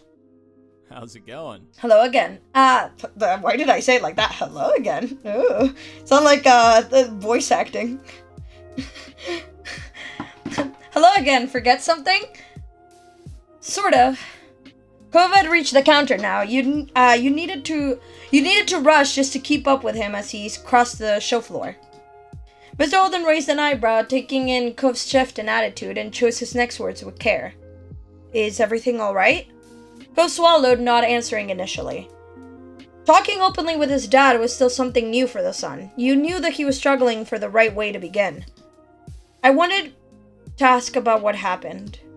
Mr. Holden winced as if the words had struck him physically. The accident? No, the divorce. The pained expression fell from Mr. Holden's face. Wide-eyed, his jaw slack, he gaped at Cove. Huh? Why? Cove glanced over his shoulder at you. Your eyes met. You saw him draw confidence by having you by his side. He turned back to his father. I want to know the truth. His tone was grave. Great. The words. I know how to speak. I'm just, Did me getting into the accident hurt your marriage? If I hadn't done it, would you and Mom have gotten along better? No. Hell no. Mr. Holden squashed the suggestion with a gravity you'd rarely heard in his voice. You were 8 years old. You're not responsible in any way. Kira and I should have protected you. I can understand why you're feeling that. What happened was so horrible. How could it not have an impact? It did. It was a reflection of us as parents. The relationship between just your mom and me was separate and already unsalvageable. Cove turned away, his brow still furrowed as he looked at the floor. Maybe I'm being anxious and it's taking over, but it wasn't just then. I always caused problems. He plunged on, unwilling to give up without explaining his worries.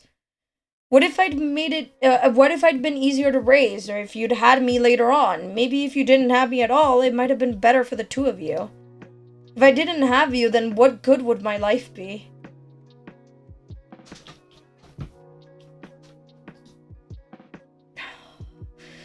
Mr. Holden didn't let the words hang unchallenged in the air for even a second. He hurried over to Cove, taking his son's arms in his hands. Cove, listen. There's only one person to blame for things not working, and that's me. Cove opened his mouth to speak, but Mr. Holden forced on, determined to erase any question in Cove's mind. I'm not saying this to dishonestly push accountability off from someone else or to throw a pity party for myself. You want to know the truth, so that's what I'm giving you. Your father is the reason our family couldn't stay together.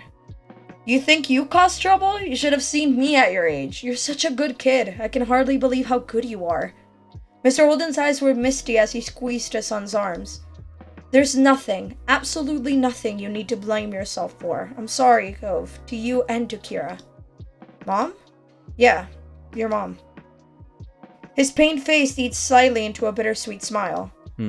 Kira, she was just so smart and driven and completely bursting with life. It was as if she could do anything. You know, there wasn't a single solitary person who didn't want even a piece of her attention, just to catch her eye for a moment. But for some crazy reason, she had a soft spot for my 17-year-old screw-up self. That's when we first met, though it definitely took some time before I managed to ask her out on a date. Mr. Holden shook his head, the smile melting as his recollection became solemn once more. And then we'd only been officially together for about 6 months when we found out we were having a baby. I was so worried, so scared, but she was so brave. She was my rock, but we both knew the road ahead was going to be rockier. When we got married, I didn't see it as a dream come true. I wasn't about to start living my life in the only way I could imagine doing so. I thought what happened, and throwing my cards in with a girl like her was worth the risk.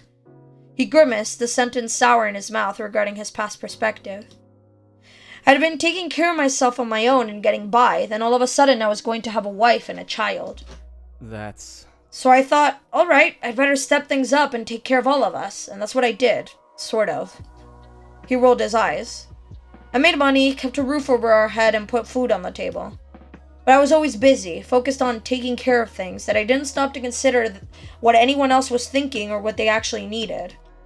I made every decision about what I did, and as a result, what happened to the family, by myself, never asking what your mom felt or even wondering if she might have an opinion.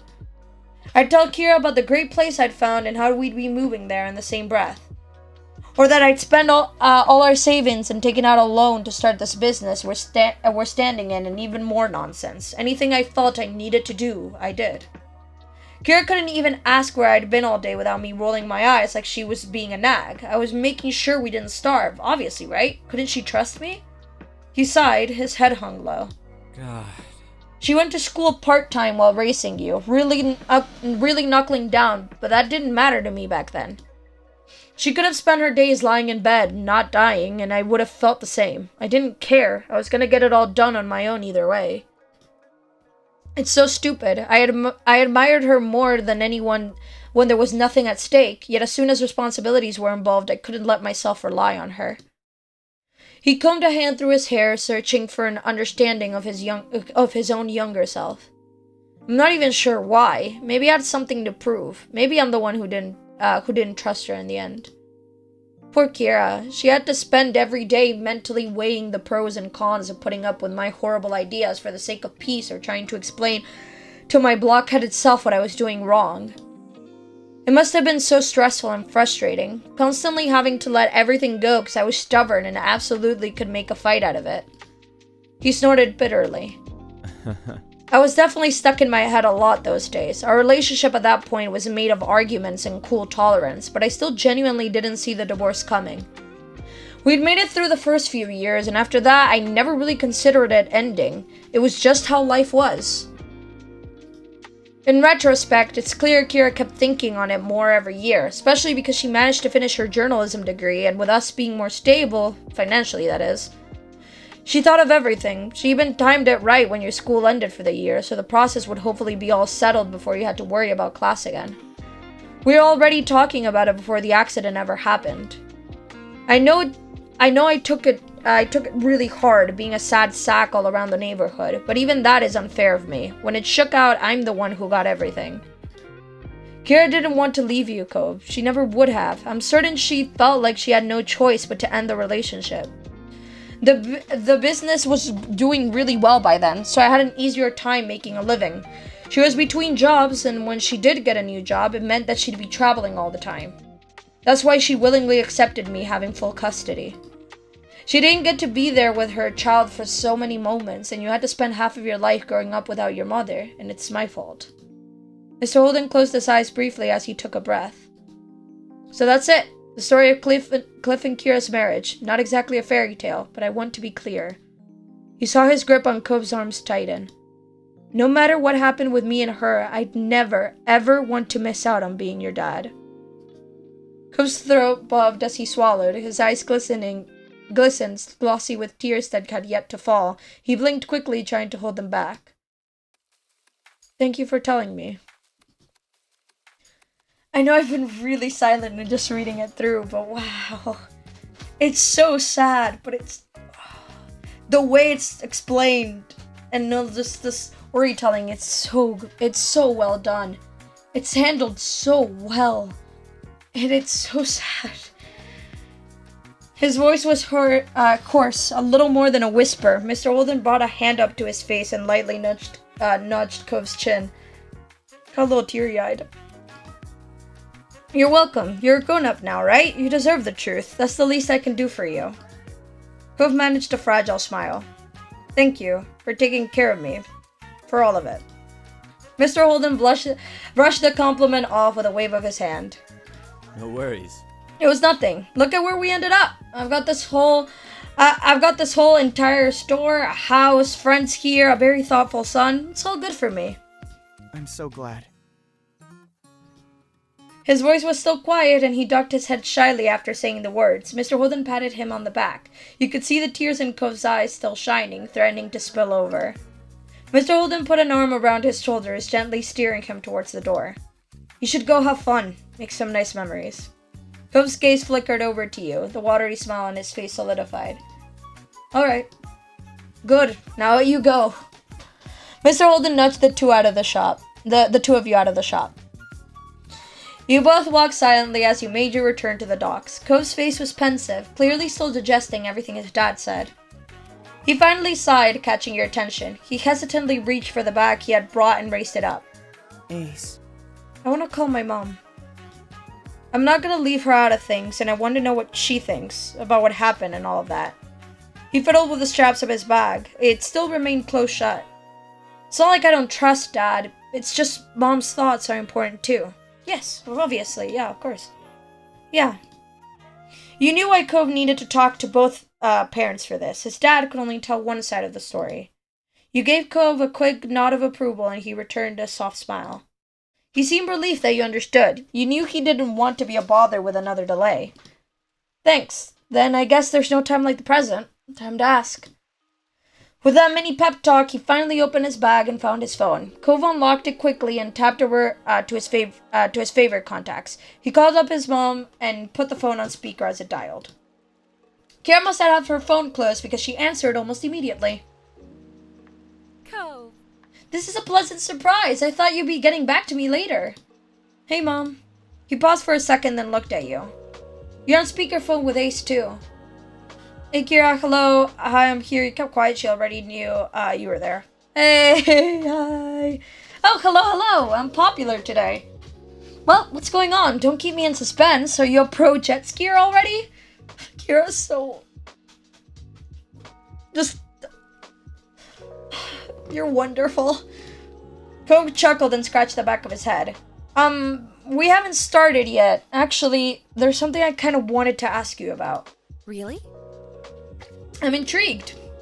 Her voice was bright and excited. Cove moved the phone closer to his face so he could speak softly, aware that the tone of this conversation was about to change. I was talking to Dad earlier. It was about your relationship and why you both divorced. That one syllable had lost all her earlier energy. Cove tightened his grip on his phone. It does make sense that the past would come up today. Yeah, but he tried to brighten up the mood again. You weren't used to him being the perky one of the two. You could only imagine it felt like a strange role reversal for him. Dad said you were really amazing. He admired you a lot. What a flatterer. She sighed wistfully and you could hear some interference. Maybe she had shaken her head. You couldn't tell for sure. Cliff. He bungled himself through regular, everyday adulting and social situations in astoundingly charming ways. Yet, somehow, at the same time, he was an ambitious, slightly shady, under-the-table type of man when it came to making his living in the world. So essentially, your father was an absolute heartthrob for someone such as myself. Cove and Kira laughed delicately. The tension was broken into something lighter, more familiar between the two. It's cool you both have nice things to say about each other. I agree, baby. She took a moment before continuing carefully. Do you have any questions about what happened? I'm not sure. Cove squinted at the phone in his hand as he tried to think, his free hand brushing through his hair. I just kind of wanted to know how do you describe what it was like. Could I tell you what Dad said about it? Alright. I don't think Cliff would mind. Whatever he told you is probably what he'd say to me. Alright, go for it. After taking a breath, Cove recapped Cliff's experience, doing his best to follow his dad's story. He went into a surprising amount of detail and not a single thing was missed. Kira listened on in absolute silence, letting her son speak without interruption. When Cove finished, he took another deep inhale of air. I'm tearing up as time goes on and I'm not sure what to do about it. I'm really trying not to cry. I'm not sure why. I'm not entirely sure what I'm feeling, but I'm feeling. So, what do you think? Kira sighed why am I crying? Kira sighed softly. You heard a clanking noise like she was drumming her nails on the back of her phone or on a countertop. That definitely sounds like Clifford. It's not exactly wrong, but he doesn't have a total picture. He puts the emphasis on the wrong places, I think. Huh? What do you mean? For starters, Cliff unsurprisingly downplayed himself more than he had to. He did? Cove's eyebrows raised, and his face continued to inch even closer to the screen. Well, since your dad was so praising of me, it's only fair to return the favor. When Cliff said he was already taking care of himself when he met me, he means he was on his own. Cliff's own parents weren't, and still aren't, friendly people. They've always had a combative relationship, though him getting into drinking and gambling as a teenager certainly didn't help. He knew they'd kick him out at 18, so he saved them the trouble and left home at 17. He always found a way to make it work, even without support. I met him a few months after that. We hit it off right away. He was exactly what I wanted back then. We dated, and then about half a year later, bam! You were on the way, Cove. She laughed fondly as Cove clung to every word. I was really optimistic about it all. I couldn't wait to be a mother, and I was more than happy that Cliff was the father who'd be along for the ride. We got married quick before you were born. Cliff's recollection of our wedded dynamic is pretty spot on. He was extremely stubborn and just, well, immature. Highly, highly immature. Her voice raised slightly, and you got the feeling she was thinking back to her memories living with him. She left the specific unspoken. But it's not like I was grown up either. Everyone, except maybe Cliff, could see our relationship was no good, or at least not good enough yet to commit to. I knew, but I didn't want to give it up. I wanted to keep the family together. I thought that if we divorced or were never together, then we'd ruin your life, Cove. Obviously, that wasn't true. I just didn't have enough experience at the time to realize there wasn't only one option for us. Maybe things would have been easier on you if we had split when you were still a baby, but it took me years to start figuring it all out. Cove nodded, even if his mom couldn't see it, thinking hard about something. He was likely remembering his own experiences back then. We were married, but never seriously loved each other. We hardly knew each other. I don't mind that Cliff never viewed marrying me as some kind of dream come true. I honestly just appreciate that he tried giving my hastily made life plan a shot. I was the one who proposed after all, got down on one knee and everything. She huffed slightly, something between a chuckle and a sigh. It's very funny and a little sad that Cliff still doesn't know why things changed between us. It's obvious to me, and I guess he doesn't know deep down. He just never consciously made that connection. It's alright. I'm not even mad he didn't stay the same towards me. Love makes everything different. But you said... I know what I said. She interrupted before Cove could even finish his blurted out interjection. I don't mean Cliff and I. We were just two kids in a relationship that only ever worked when it was at its easiest. And then you were born, little Cove James Holden. I loved you immediately, and so did your father. Cove was stunned. His eyes started watering as his mouth clamped shut.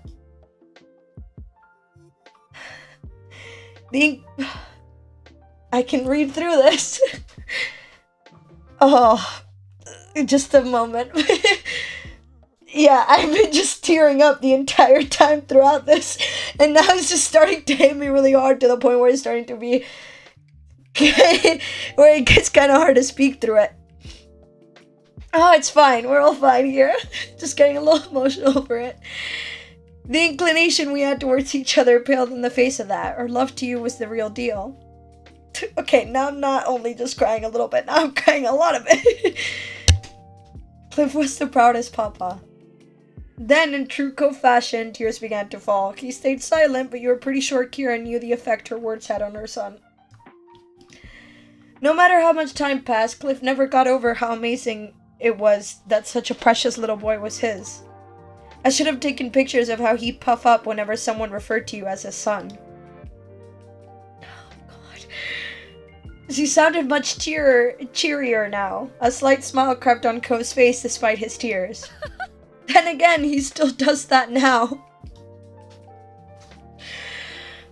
It wasn't hard to imagine Mr. Holden lighting it up around baby Cove the same way he did with his 18-year-old Cove. I remember how, when a real argument started brewing, Cliff had a habit of walking away to cool off. He wasn't able to handle it. His son seems to have taken after him in that way. You heard her chuckle and Cove looked down, a blush clear on his cheeks. You could just feel her smirk through the phone. She breezed over the next section airily. For our whole relationship, he always ended fights by skipping out on me for who knew how long. I don't think even Cliff knew when he'd come back. That stopped when you were born. Cliff stopped running. He was still gone a lot for work, and we still had fights, but he wouldn't leave. Instead, he'd go to your room, Cove. If you were asleep, he'd just sulk on the ground by your crib until you woke up. Sometimes he'd pace the room while holding you or sit on the floor and rock you.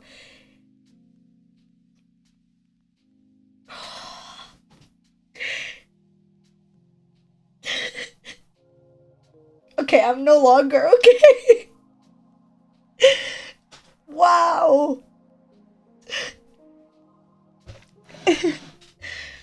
I can't even.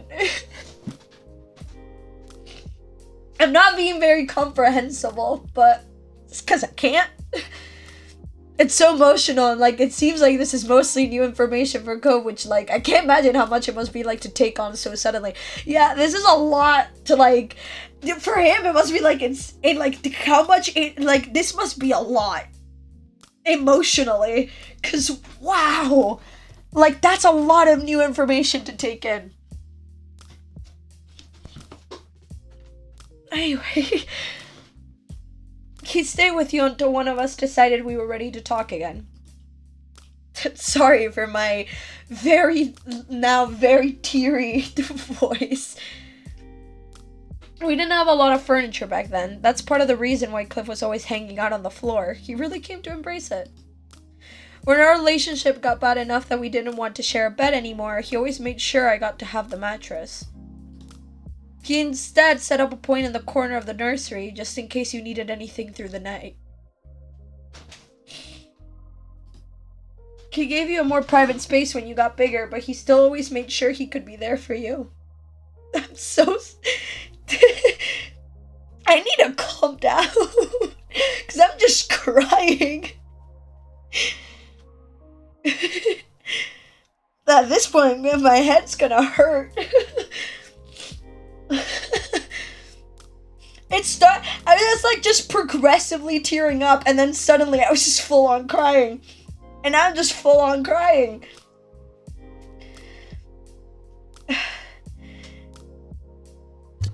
Anyway, there's still no denying whether Cliff understands or not. He made his choices without prioritizing me, but it wasn't that he suddenly hated me. To Cliff, I was only a wife on paper. In his mind, I was a cool girl he had dated and generally liked, nothing close to being the light of his life. All his blood, sweat, and tears weren't for himself, or me, or even the family unit. They were all completely and totally for his baby. Meanwhile, I was doing the same, though in the opposite way. I did take us being married seriously. I was trying to force us together as a couple so we would be a complete family for our child. You felt like a fly on the wall of a very personal conversation, yeah.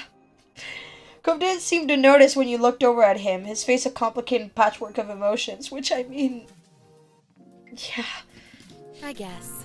Eventually I woke up and saw what I was doing. I realized it wasn't gonna work. Not like that. When I was ready for it, I talked to Cliff about separating and starting up the divorce process. He was shocked by it, and unfortunately, it wasn't too long after you had your accident, Cove.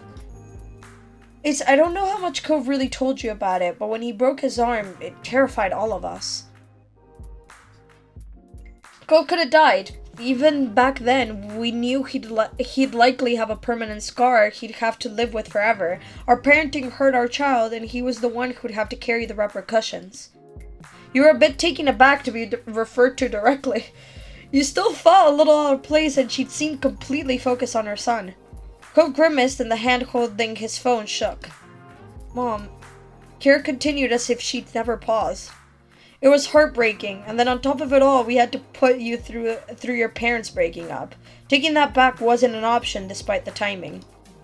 It felt like everything we had worked so hard for to make you happy was for nothing. I chose to believe we'd fix our lives from there, but to Cliff it seemed hopeless. He failed his son. It was easier for me in some ways. I had my family to lean on. That made it feel less daunting, less impossible. Cliff had only ever really known being on his own, by the happenstance of his birth and then by choice. When we broke up, he knew he was going to have to put back the pieces of what was left, alone. I wanted to be there for him even after everything, but I was the one divorcing him. It was impossible. I never managed to be someone he truly relied on, and I had to remember that wasn't changing. I need to take a sip of water. As bleak as it felt at the time, Cliff still tried not to let any of that show to you, Cove. He did what he could to keep your spirits high above the move, your new house, the scar, everything. So that's why Cove trailed off. He had misunderstood the impact his injury had on his parents. You were reminded of something that made more sense now. Mr. Holden had been so careful with Cove's old Halloween costume because he didn't want Cove to be saddened by the scar. You're gonna make me cry again! It was clear Cove was coming to the same realizations. now with that all said, if Cliff was completely perfect and wonderful guy, I wouldn't have left him. If it was even pretty good, I would have stayed. It was hard not to have custody. Sometimes I felt like I was a fond aunt rather than the mom I always wanted to be. I might have overcompensated a little at times because of that. She forced a laugh, but it had an uncomfortable edge to it. You could tell she was trying to blow off a real anxiety of hers. Cove looked ready to say something, but his mom kept talking, kept moving forward. I'm so wow. Never in 1,000 years would I have expected this to go this way. And yet, I'm so, kind of glad it did. This is really good. In a storytelling way, and it's handled really, really well, and I'm incredibly emotional over it. It was like, oh, I want to go jet skiing even though I got my scar that way. Anyway, it turns out my parents had the kind of marriage people would write 3-hour-long tragical musicals about. True. This is the span of 3 seasons of a soap opera at least. /J. I mean, I've taken it completely seriously, but just continue on the comment, but yeah.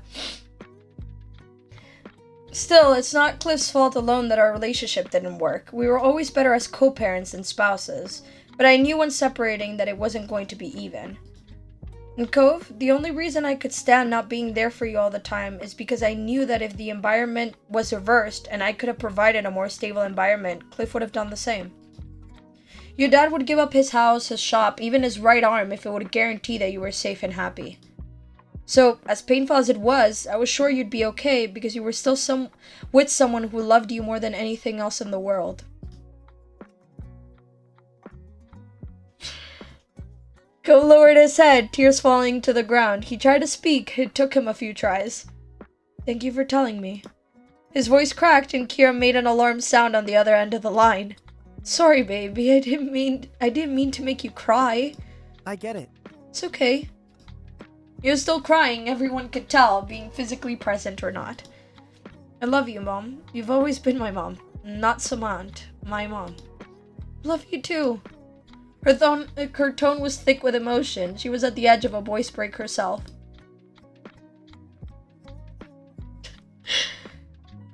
I'm gonna start crying again.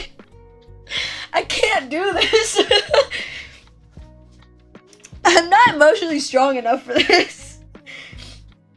I mentioned a lot. I cry really easily at stuff. And I wasn't ready for this turn. I'm very happy it went this way, but I was not ready at all. You were right, I was not ready. I was not ready at all. I'm so lucky to be your mom. She started to sniffle openly. Don't worry about that. Don't feel bad for me with how it worked out. I promise that none of it was your fault, and it's not as though I'm completely miserable over here. I have an incredible life with a beautiful baby boy of my own who calls whenever he can. At that, Cove's tears only came down heavier. Thank you. Kira sighed affectionately, and you could hear the warmth in her voice. I think that's good for now. Maybe we should end the call. Take a moment. Is that really alright?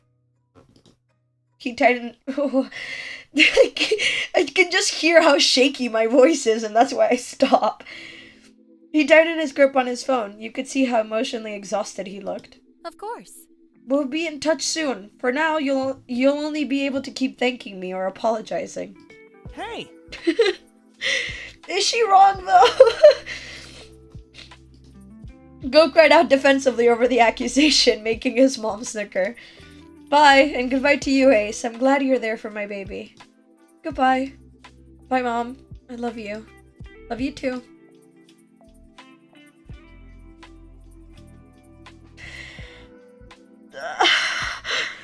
I'm so wow. I can't do. I have no words. Is there anything I can say?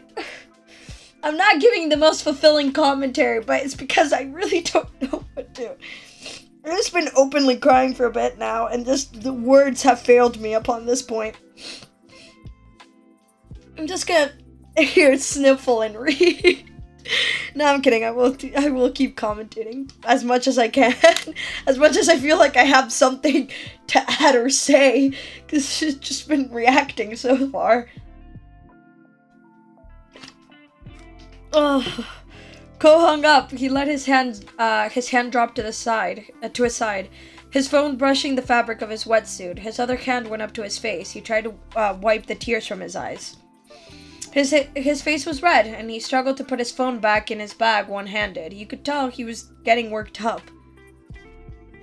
He finally just used both of his hands and sealed his phone back into its normal place.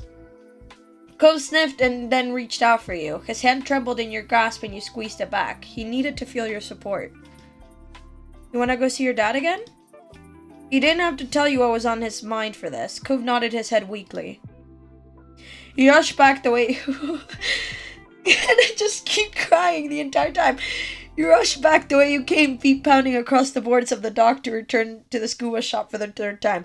The moment I think I'm done crying, I just keep crying.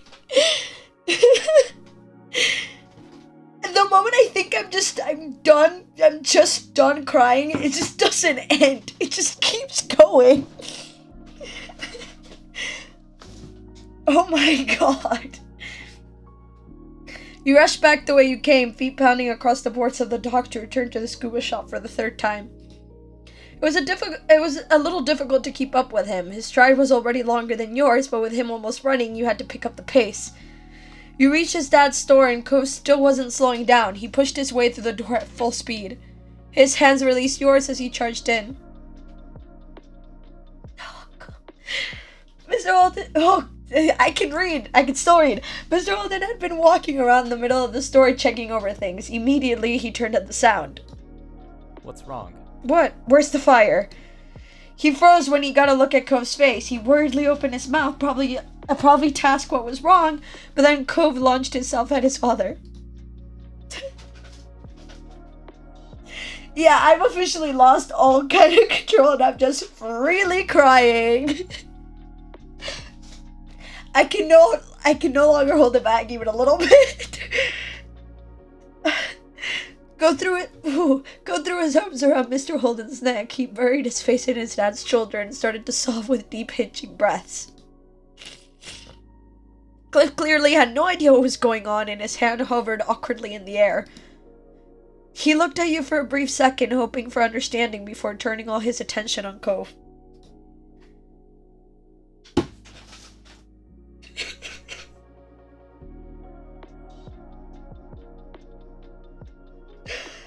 Wow, okay.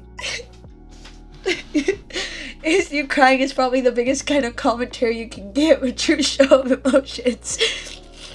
Truly, I'm very much, ugly crying fully. Oh.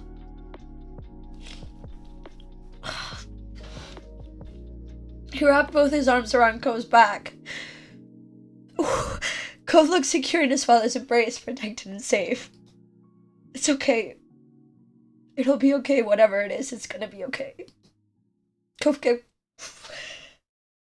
I'm gonna take a few deep breaths so I can actually read, because I know I'm not unintelligible. Oh. Sorry. Just suddenly, I've just progressed throughout, and just now, it's hitting. Cove kept crying. He inhaled deeply, his voice choking up when he tried to speak. I'm so sorry. You always tried to be there for me when I was growing up, and I was mean to you. I'm sorry. What? Mr. Holden was completely taken aback. He hadn't expected this to be the issue. You don't have to apologize for that, bud. Kids are allowed to be mad at their parents. It's my job to take care of you. I really didn't do anything special. Cove shook his head as empathetically as he could while still tucked in against his dad. You've always supported me no matter what. You've always loved me. I wish I realized how much you did sooner.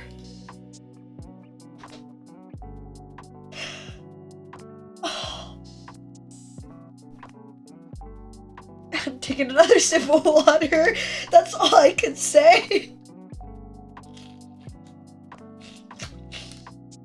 Oh. It's so good. I'm sounding like a broken record, but it's so true.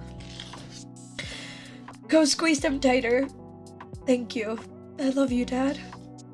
At his son's heartfelt confession, the father became choked up as well. He compressed Cove into a crushing hug. I do love you. I always will. You can count on that. I want to be there for you too. They clung onto one another, absorbed in the moment. Then after a little while longer, they slowly began to loosen their hold. Cove sniffled and moved so he could use his palm to wipe away his tears. His dad's shirt was visibly damp where his face had been. Clip patted the top of Cove's shoulders. He looked at his son with pride. You've grown up so much. Cove started to laugh through his tears, a wavering smile on his lips. You doubted that Cove would have ever thought that crying on his dad's shoulder was a sign of maturity, but it was true. Cove had changed over the years. You were glad to see Cove grow. You felt a little awkward. You thought you understood Cove's dad a little better now, too. It made you wonder if there was more to understand about moms. Cove used to cry a lot over his parents, and he still did. Despite the similarity, the defining coveness, there was a big difference between the two occasions. You were proud of him. Cove wiped at his eyes again. You're a good dad. You're a good son. Mr. Holden was plainly touched by the words and beamed at his beloved child. Cove looked away and shyly traced the scar. Cliff chuckled and released Cove to rub the back of his neck. The earlier panic had bled off and left the confusion. I'm glad we had this talk, but what was it that made you cry in the first place? You weren't too bad off when you left before. Oh. Cove ducked his head further down, getting a very good look at the scuff marks on the floor. I called Mom. I wanted to talk to her about all this. He kicked one of his feet shyly, swinging it back and forth against the ground. Things felt really hard when I was younger, but it wasn't just me going through stuff, Dad. You never give yourself credit. Cliff smiled gently and gripped Cove's shoulder with reassurance. Oh. Kira's an amazing person to come to my defense. For me, the only hard part was seeing you and her unhappy. Everything else? That was nothing. He wrapped an arm around Cove's neck for another side hug. Cove leaned into the embrace and glanced up at his dad. Your old man is tougher than he looks. Check out how powerful these arms are. And this is 10 years on. I was in my prime those days. Cove laughed. It was a light sound, full of fondness. Okay. He quieted down a little, finding a quick moment of seriousness. Thanks again, Dad. I know you don't want me to feel bad, and I'm happy. Because of everything you and Mom did, I have a really nice life. Mr. Holden's countenance became much more serious. He didn't take what was said lightly. Cove, you're very welcome. That's so good to hear. Then he let Cove go again. This time, they both took a step back to their normal proximity. Mr. Holden cleared his throat. He looked at you right in the eyes. That's a relief. I also appreciate that you were here for support, Ace. What a loyal partner. Cove looked back down, embarrassed. I'm glad I could be there. I want to be there for you too, Mr. Holden. Thanks for finally noticing my presence. Finally, resolution. You're both so sweet. Couldn't find a way to react. I could be here. When Cove stopped staring at the floor, you smiled at him. Cliff smiled warmly. He nudged Cove gently as if to say, look how lucky you are. Hey, maybe I ought to give you another $20 for all. No, not again. You put up with a lot more than you, not again. Okay, that genuinely got a laugh out of me. Good. I've been crying a lot. You genuinely got me to laugh with that one. Thank you. You got me to chuckle with the arms comment, and you got me to laugh wholeheartedly with that one. Okay. You win this round, game. This is a roller coaster.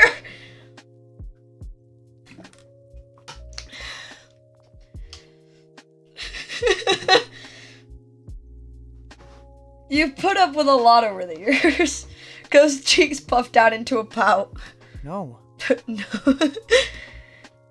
That guy's the money. Please don't. Not this again. You shook your head. Not this again. You suddenly remembered how weird it was the first time. It really did not need to be repeated. Sure. Okay. I'll leave making jokes about that to go. Ghost smiled satisfied at that. Alright. Cove exhaled slowly, his posture relaxing. We better get going. You still have work, Dad, and I think Ace has been patient enough. I didn't bring them here to watch me cry to my parents. Cliff grinned and waved the two of you off. Sure thing. I'm happy you both stopped in. But you gotta go have some fun. Be careful out there. I don't need to go jet skiing anymore. Ace, if you still want to go, I don't mind watching. No way! You're a mature young man, and if you want to jet ski, then you should go out and jet ski. I'll still be here if you need anything, right? Yeah. Okay.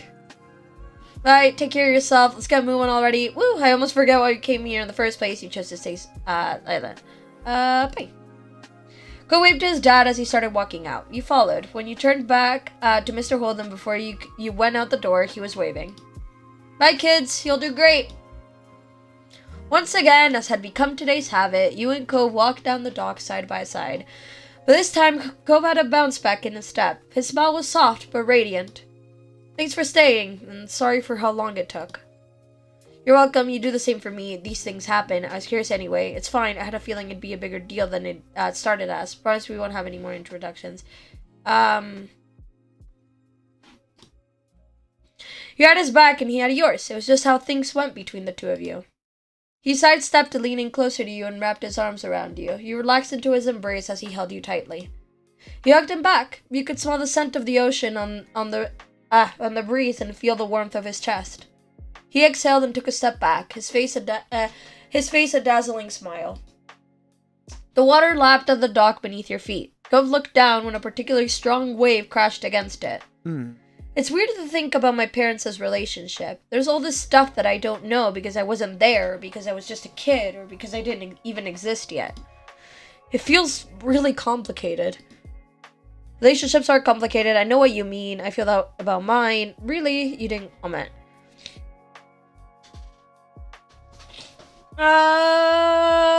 This is both true. It's like the type of, it is that type of thing where, like, everyone, you know, had been living a completely different life before you, like, entered their life, or before you were born, or whatever. But, yeah. Cliff is truly an impressive guy, you know, from poor gambler to Holden levels of rich. That is true. That is impressive. Props. You agreed with him. Connections to other people were as buried as there were waves in the ocean. Gove nodded without elaboration. He looked out into the ocean wistfully for a moment before he shook it off. It's nice. I'm happy they were married, even if they didn't stay together in the end. That was nice to hear. He was feeling better. You asked about what he thought about marriage for himself now. You tried to refocus on what was ahead.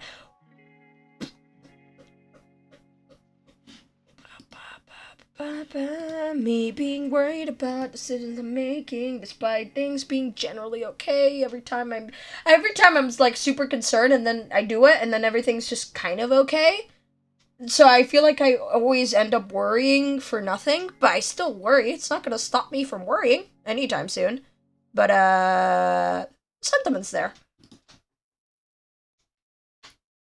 I just want to see how this goes. I don't want to, I'm worried that the next one is just going to be like, and then it just continued, and then it just ends. I'm always still concerned, so I just want to see all of it. Might as well since I'm here.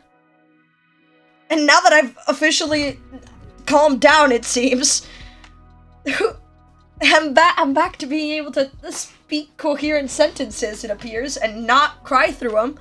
The tears have stopped flowing. Which is exciting.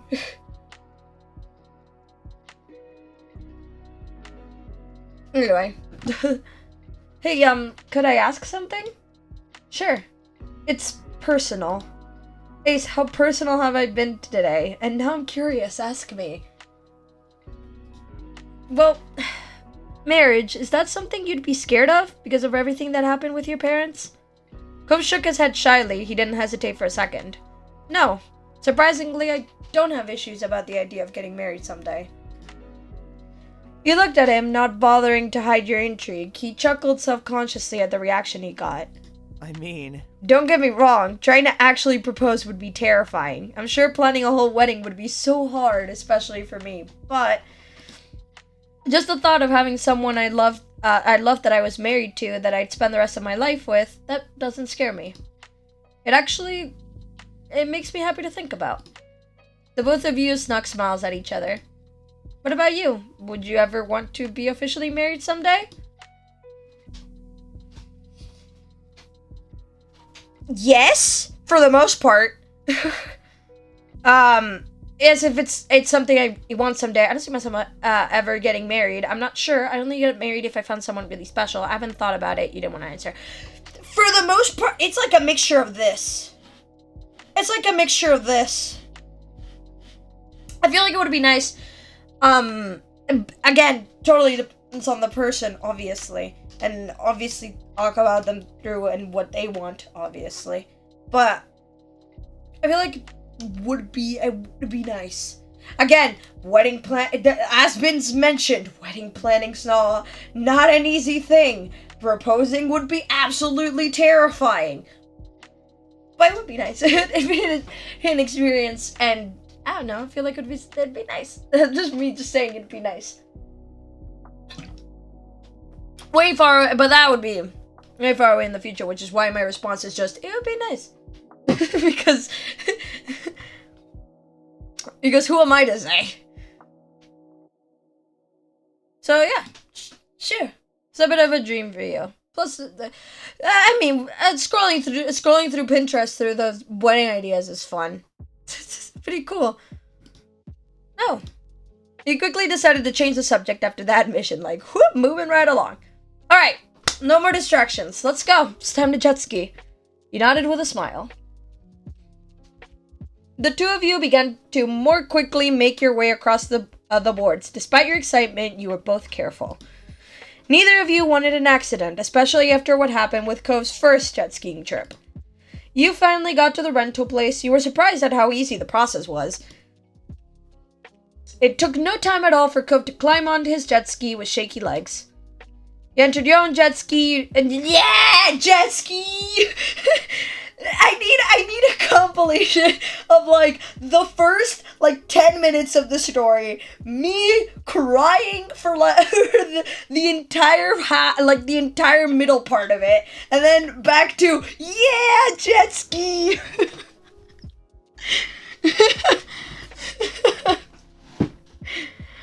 You'd spent this entire time wanting to jet ski and were thrilled to finally climb onto one. It was lime green with blue detailing, and the jet ski rocked slightly as you got on, bobbing with the waves. It has been a roller coaster!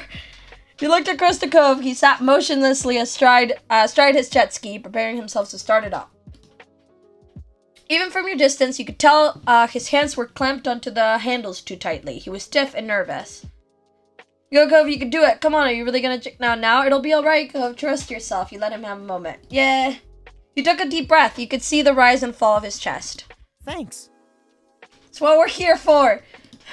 He inhaled slowly and started up the jet ski. It roared forward, and you were surprised you could hear him squeak over the sound of the engine. He stopped after a few seconds and breathed again. After he'd calmed down, he started it up once more.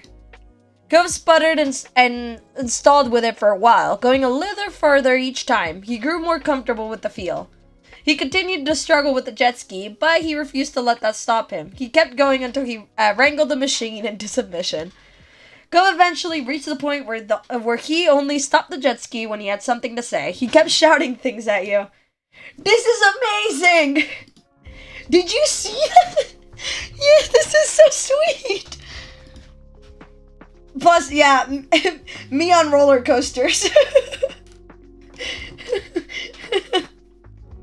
Also, uncontrollable laughter is also me on adrenaline. Me on zip lines, me on roller coasters, laughing. Just laughing. And I'm not sure why. It just happens. I just start laughing.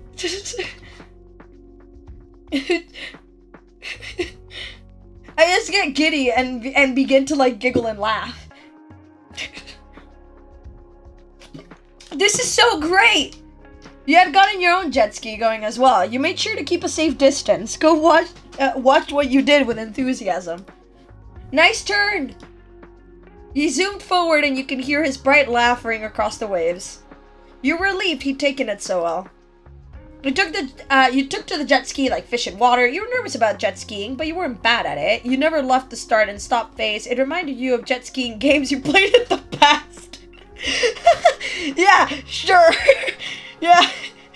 When you were a kid, there were some games with jet skis that you had played.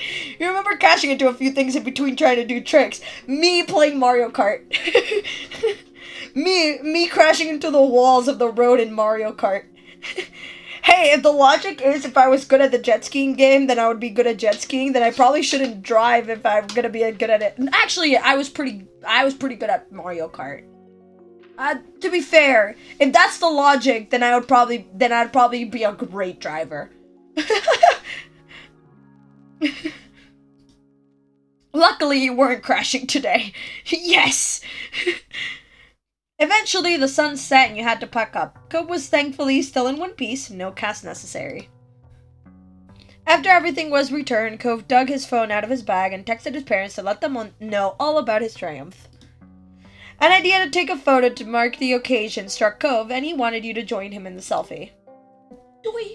You got into a silly pose, you showed off your best angles, you covered your face in embarrassment, you smiled, you asked Cove to not take it. Nah. You both grinned as he took the picture. It was a nice shot with the ocean stretching behind you. His phone vibrated after a moment after texting it out. Mr. Holden and Kira had likely been waiting the entire day to find out how his outing would go. And with the news of his success, both of Cove's parents sent back how proud they were of Cove for how far he'd come. Watching him grinning in the setting sun after facing so many fears that day, you felt the same.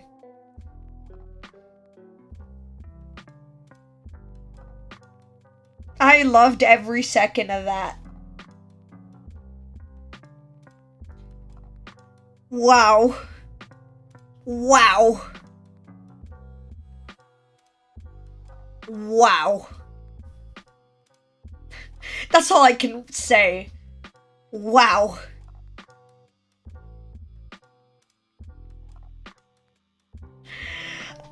It's so good. It is so good.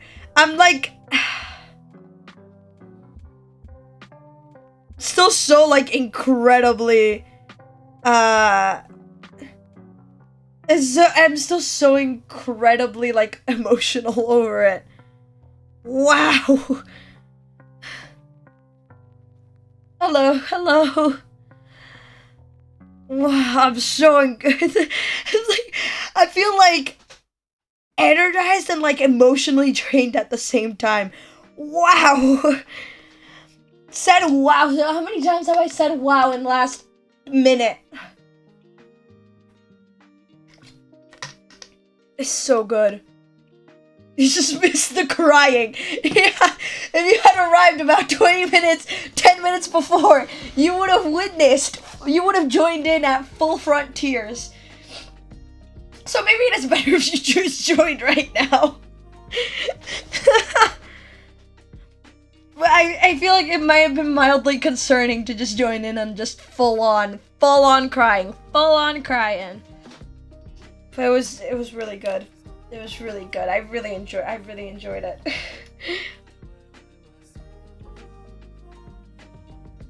Wow.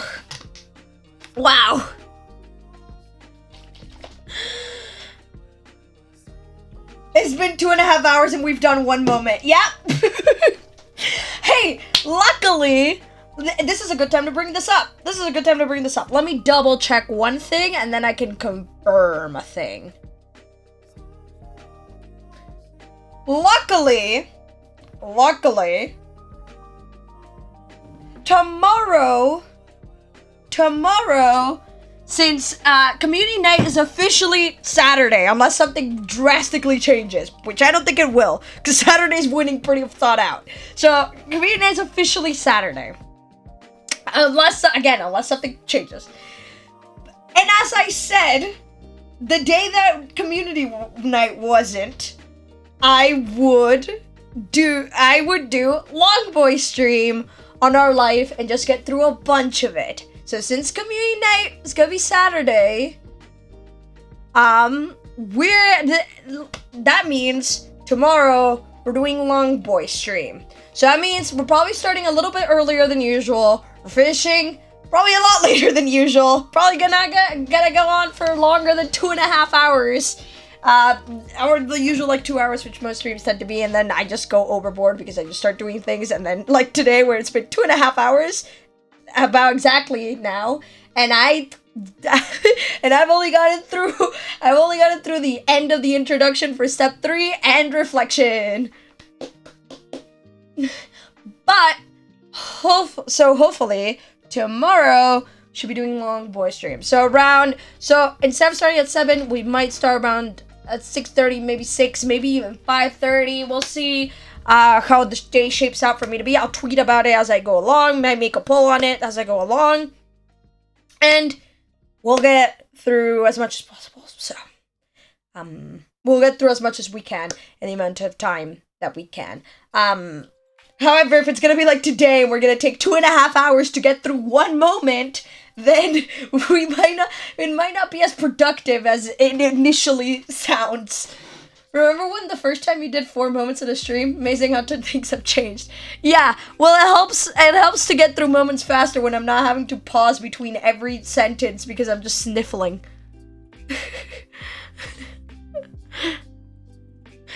It surely helps. Do you think we have time for hang? Hydrate, thank you. It'd be good. I've been hydrating throughout, but it is good to hydrate. Fair enough. Do you think we have time for hang? Or should we leave that for tomorrow? Or should we start off with hang tomorrow for Long Boy? Long Boy stream. I don't know why I say it like that. Could just say long stream.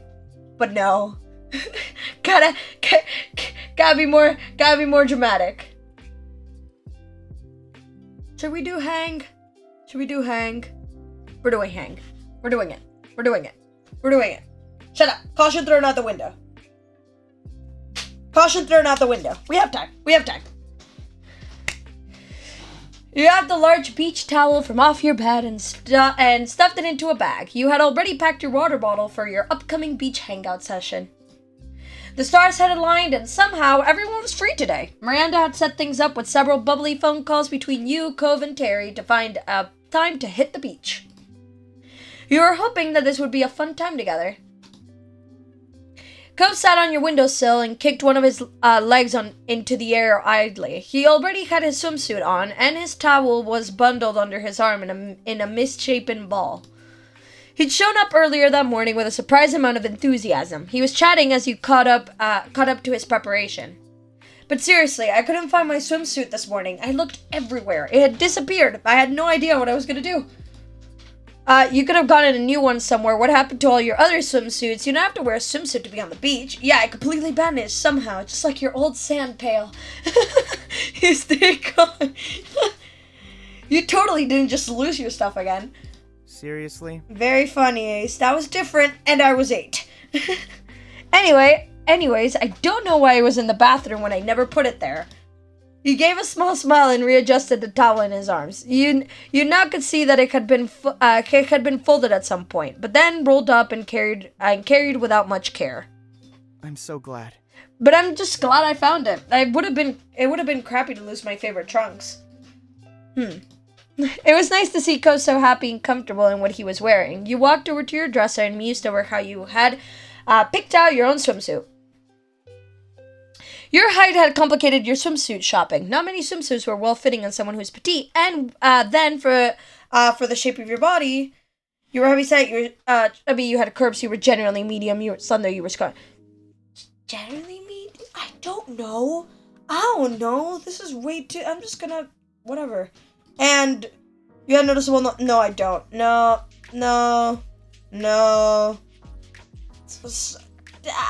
Like it. Somewhere between this. That's soft. There's a smooth feel to your build without any hard muscle, even if flexed. Yeah, indeed. No, absolutely none. You can blame that on my lack of physical activity. You'd kept mostly the same shape you'd had throughout your teenage years. You were used to your body, and your body was used to your habits. Are you okay? Sitting on front of my computer and living life. That's the life. You alright? Oh yeah, I was thinking about some things. What things? Just myself and my body, really. His eyebrows rose at your admission of self-reflection. What do you think? What did you think of who you were? You consider your identity further. You knew for sure that you were non-binary. Your identity had different facets to it. You still don't know what identity you felt truly comfortable with. Facets, because I'd rather just not get into the bag of worms. Listen. Listen. If you ask me every day, I'll tell you something different. Woohoo! It is something. It was more than a single binary choice you made, but you were you, and that was what mattered. Exactly. And you had small boobs. Your breasts were not exactly small, but not huge either. You were well endowed. In the past, you had breasts, but had them surgically removed. Did it stop again? Did it go, this website, blah, blah, blah. No, we're fine. I thought the music got stopped, but no, we're fine. I panicked. They're a medium, you supposed. You like the size you had, you wish they were smaller, and you might get a reduction. You wish they were bigger, and might get an implant. This is, again, something that will happen. This is something that will just change every single day. I guess this is the most accurate. I feel like this is just something that changes every single day. You're asking me questions that I can't answer just generally. You're okay with your breasts now, but not so okay with them that potential changes weren't on your mind. Yeah, sure, fair enough. Besides that, you went through your hormone therapy. Besides that, you were currently going through hormone therapy. Besides that, hormone therapy was something you were thinking of, and that was all. People had a lot of their identity wrapped up in their physical form. It shaped their self-image. You were confident in yours, you were comfortable in yours, you weren't really content with yours, you hated your body, you knew you had gender for you. I'm comfortable enough. I like... My own identity crisis generally has incredibly nothing with the way I look. It's just about the way I feel, which at the same time makes sense and doesn't make sense in my head. But it all works out because I feel generally comfortable, which I guess is a win. So, as I am grateful for that. Your body was you, and it was a good one. And it was a good one that you felt content in. It's not bad. It's not great. It's not bad. Could be worse. Could be better. You pretty much always felt good in your body. It was that way through your main growing years, and now that you were an adult, you didn't see that changing anytime soon. You focused on Kova again. He smiled at you and tilted his head, a question still in his eyes. He was waiting for you to come to an answer, but before you could, you had something to say to him. What do you think of me? You like the way I look, right? What if I told you I wanted to get surgery? These are great questions. About how I look, I mean. Go smirked a little, his eyes taking you in easily. Fishing for compliments, Ace? You look great. Everyone knows that, including you, by the way, unless that's changed. You pouted, you laughed, you blushed. I didn't want to compliment, I was just asking. So what if I wanted you to compliment me? You still should. I'm waiting. I said you look great. Ko shook his head. His hand went up to try to unsubtly cover his smile. I'm so paranoid over the music. Okay, this time it did stop. I'm so paranoid over you. Behave, would you?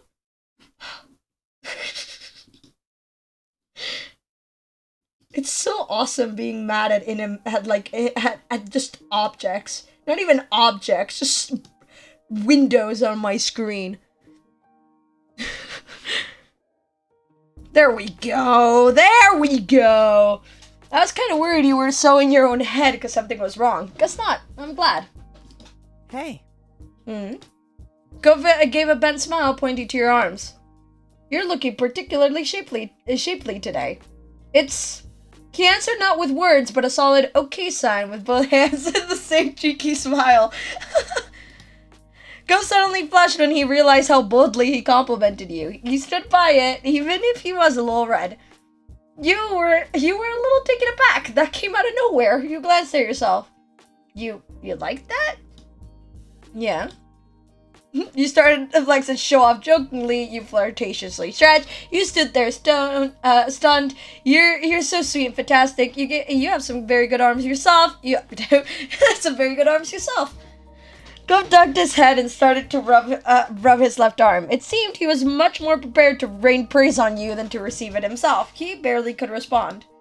Thanks. You too. Oh, I already said that, huh? Thanks. Finally, you felt that was enough.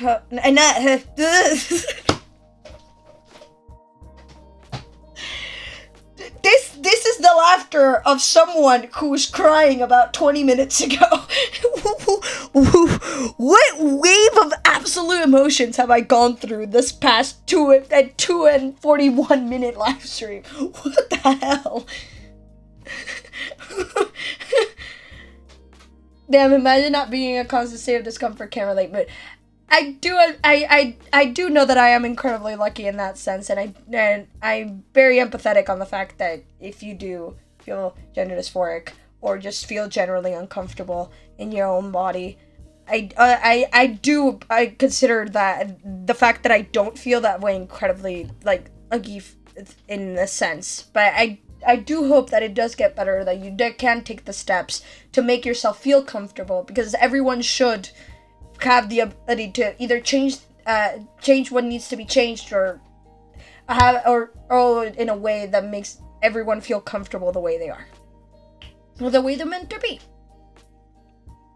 Just everyone should be comfortable at some point or another. Everyone should have the chance to become comfortable with themselves, just in any form, shape, or form, whether that's physically, emotionally, or anything else. Because yes. Because we all deserve that. Finally, you felt that was enough of the topic for one day. You went back to your original goal before you got sidetracked. You needed to pick what you wanted to wear to the beach. You chose to wear casual clothes instead. No. You picked a one-piece swimsuit. You decided to wear a two-piece bikini. You decided a two-piece tankini. You decided to wear your wetsuit. You wanted to wear swim trunks at the top. You decided to wear a Speedo at the top. Listen, tried like half of these. So, I've had these now, which progress. I've also had, are they treatinis? I don't know exactly what they're called is, but this summer I bought the ones that are like one piece but have like gaps. It was cool. Plus they were very comfortable and nice, so it was like they were very comfortable, so it was great. Might go with a tankini. Might go with them trunks with a top. We're going with this. Actually, when I was younger, not as much anymore, because now I know how to take care of my skin a lot better now. When it comes to like sun and swimming and stuff, I know how to take care of my skin a lot better now, because I matured in that aspect where I actually not lazy to take care of my own skin, because I know that it's necessary. When I was younger, I needed to wear the shirts, like the overshirts, every time I was going to the beach or to the pool or whatever, because I would get so incredibly tanned. It was awful. So yeah, and it was not good for my skin either. So, and since I was too lazy to put on sunscreen, treat it, and everything else I needed to do to treat it not correctively. What the hell am I saying? Accurately. Then I just had to. So my parents just got me one of those shirts to wear, so I didn't just horribly burn my skin every time. While you dug around in your drawers, you tried to think if there was anything else you were missing. You took sunglasses, you grabbed a hat, you brought a shawl, you grabbed your board shorts, you took goggles, you grabbed a full swimsuit cover up to wear as well. You picked out a regular shirt to wear as well. Okay. I don't like hats. I don't know why. I'll wear a hat occasionally, but I don't wear a hat to beach, which I don't know, it's weird. Sunglasses, I wear glasses. So either I'm going with contact lenses or I'm screwed, which I'd probably be going with contact lenses at this point in my life. So technically I could get sunglasses now. Hey yo. With that taken care of, you held your outfit together and looked to Cove. Hats are so amazing. I know, but I just get really uncomfortable. I don't know why.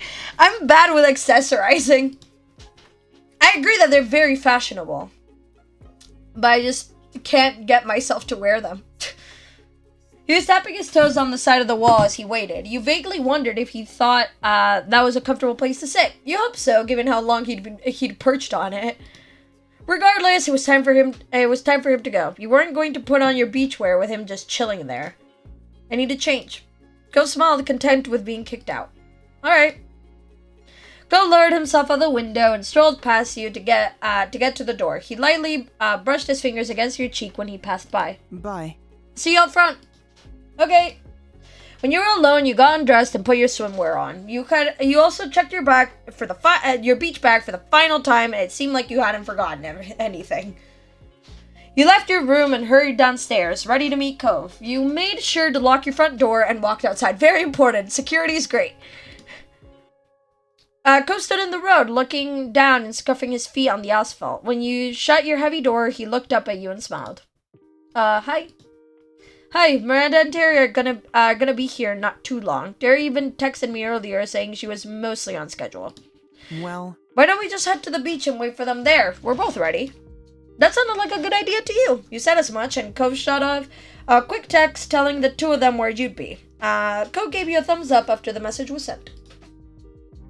It was a familiar path to walk, and it wasn't long until you reached the shore. Cove laid out his towel on the warm sand. You set up your stuff beside him and looked out into the ocean. The rolling swells hit the shore rhythmically. You all had lucked out. It was a beautiful day. The sky was clear and the waves were good. It was a balmy summer day, but with a pleasant breeze to keep things comfortable. Essentially, it was perfect. so? Do you feel like heading into the water? Maybe just walk down the shore, or do you want to do something else? Something here. Water sounds good. Taking a stroll would be fun. I don't mind my feet being in the water. You plan to just get some sun. Either way is fine. What would you want to do? Yeah. Maybe walk a little. At first, anyway. We could do that then. Cove nodded, accepting of the plan. He kicked some sand off his towel absent-mindedly. Yeah, sounds nice. You took a deep breath and tasted the relaxing salty air. Cove caught your eye and gave you a small smile.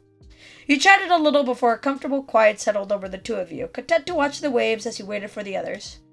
Luckily, it didn't take long until you heard shouts. You turned your head to see both Miranda and Terry running straight for you. Miranda was faster, making leaps and bounds across the sand. Terry followed in her wake, laughing with her towel clutched around her shoulders and flowing like a cape. Miranda started making her jumps more theatric and more precarious as she got closer. Cove waved them on with a bright grin. You shouted a greeting, you cheered at their antics, you waved to, you laughed, you shook your head, you hoped they wouldn't fall. Cheer! Woo! Honestly, I'm kind of sad that it's no longer normal to wear extravagant hats held in place by a hat pin, which is a long metal pin that has a sharp end and can be used to hold your head in place as a self-defense weapon. That's true. There's so much, like historical or, fancy clothing that I'm kind of sad that it's just kind of gone away. Because it looks so good. And I just want excuses to wear extravagant clothing all the time. I just like wearing cool clothes. The two officially arrived at Cove's and your setup, looking completely ready for an ocean adventure. They were already in their swimwear and were raring to go. Hey Terry, Miranda, welcome to our beach. Hey! Hello, hello. She beamed and Miranda nodded with a smile. Oh yeah! Man, I am so pumped. Yeah, I'm really glad this worked out. What have you guys been to over here in your town? Cove, Ace, have we missed things? Cove blinked and then shrugged when nothing he wanted to mention came to mind. You shrugged like Cove, you gave a big answer. You gave her a recap over how your family was doing. What have you been up to? Shrug. Derry tilted her head, and she then turned on Miranda with a grin. Then what about you? Anything you could say, Randy? Miranda looked back and forth between you and Cove, then with a small evil smirk, she too shrugged. Oh, come on, somebody's gotta answer. Miranda burst out giggling and Cove snorted. Derry then started talking about her morning and how she'd almost overslept since she had stayed up too late last night. She bounced on her feet as she spoke. But don't worry about me being tired today. You know I ran on less back during school. Miranda filled in the group about her morning. Apparently, everything had gone smoothly. She'd met up with Terry on the way here, and you knew the rest. Cove offered a suggestion to the girls. Hey, let's walk while we catch up. Okay. Oh yeah, definitely. Once everyone's stuff was settled on the beach, the group strolled over to the shoreline. The wet sand was cool under your feet.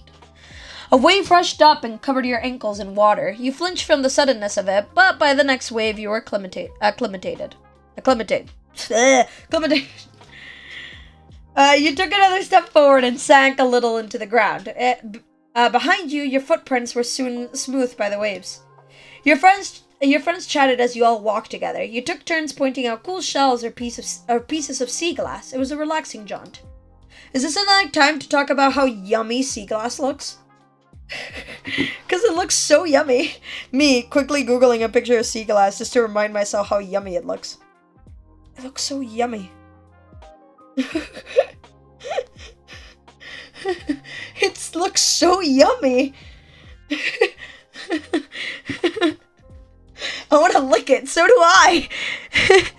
It looks like candy. It looks like candy. I said candy and I reminded myself that I have gummies in my drawer.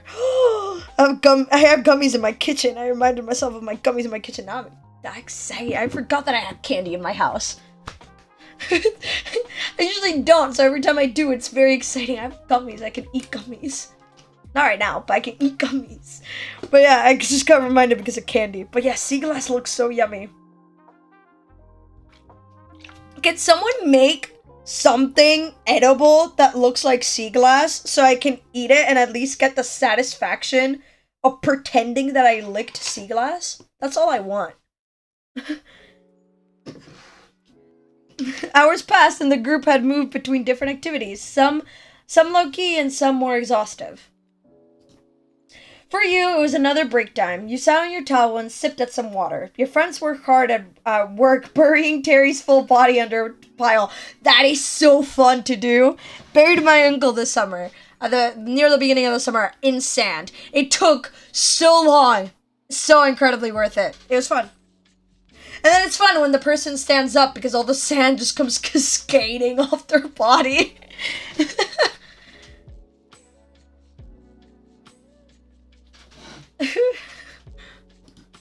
Miranda used her arms to force up sand around Terry's sides. Gove worked on covering Terry's feet. You took another drink and closed your eyes. Eventually, a shadow passed over you, dampening the light that was still notable behind your eyelids.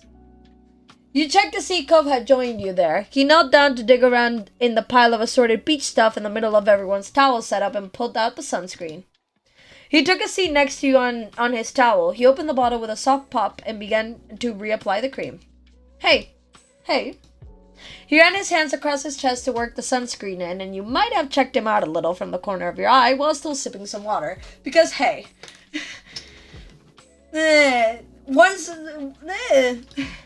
He noticed you noticing him, and Cove tilted his head your way as a smile formed. Would you want to help me reach my bag? I mean, if you're offering. Okay. Thanks. You scooted up behind your boyfriend and reached a hand around his front so he could squeeze a small pile of sunscreen into your hand. You rubbed your palms together, spreading the cream out more evenly, then began applying it softly to his shoulder blades. From there, you moved to the tops of his shoulders, the nape of his neck, and down his spine. Go was mumbling the entire time, but you couldn't make out what he said. He might have not even realized he was doing it himself. Yes. The tone of his voice and the look on his face got the message across just fine, however. He was happy. You were too.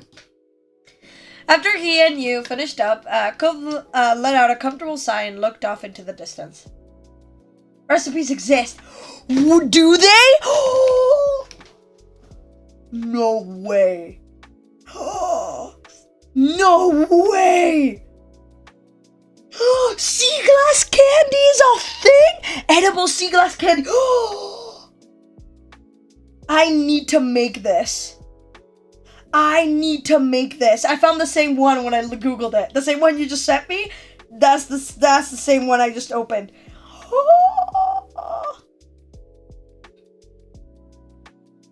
Sugar, lime, corn syrup, food coloring, hard candy flavoring oils, candy thermometer, large Pyrex measuring cups, non-sticky mat. Seems simple enough. I think I could probably.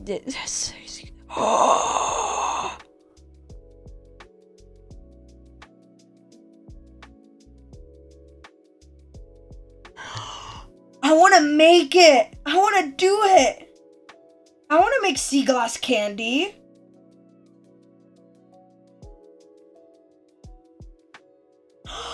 I want to make sea glass candy. There's so many recipes for it. There's even videos. I want to make sea glass candy. I want to fulfill my dream of licking sea glass.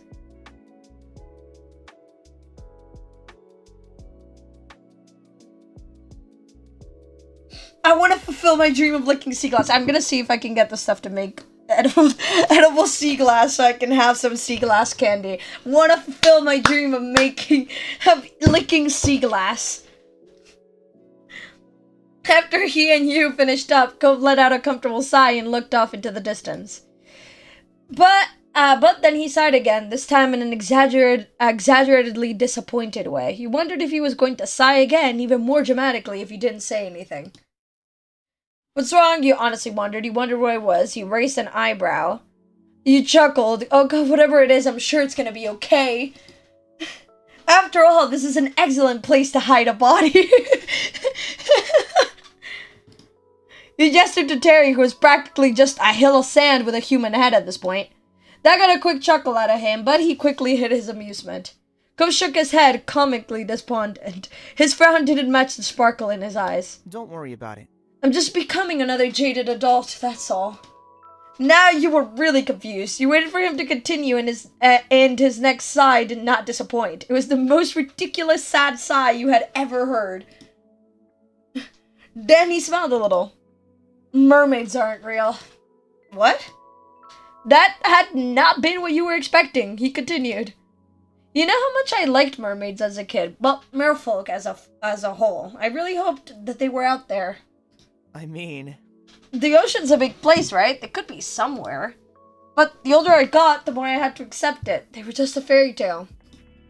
He jerked his head over the water line and the rolling waves. They crashed against the shore and then drew back.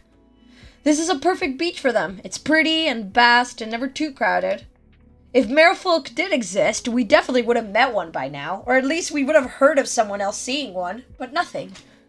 He acted as though the result was a true bafflement. He let his head hang. Gotta let the dream go. You burst into laughter. That's hardly proof. It's not like this is the only beach in the world. You pretended to be shocked and disappointed. You shook your head. Wow, good for you with that revelation. It's not like proof. It's not like this is the only beach in the world. They could still exist, as you said. The ocean's a big place. Cove chuckled a little to himself. Eyes tilted off into the sea, his face still low. Maybe it's for the best. Let's say a merperson did happen to wash up on shore one day. He looked at you with a fox doleful expression. I could have lost my partner to their magical underwater world. Oh yeah, I'd totally go live under the sea with the merfolk. Even if I had the chance, I'd stay on the shore with you. I'd go with the person, but only if you could come with us too. Even if I had the chance, that's romantic. Cove's eyes widened with amazement. I wouldn't choose a merfolk over you. Really? You pick me, a plain human, over a beautiful mythic merperson? He smiled and continued, clearly joking around at this point. Are you sure that's the right call?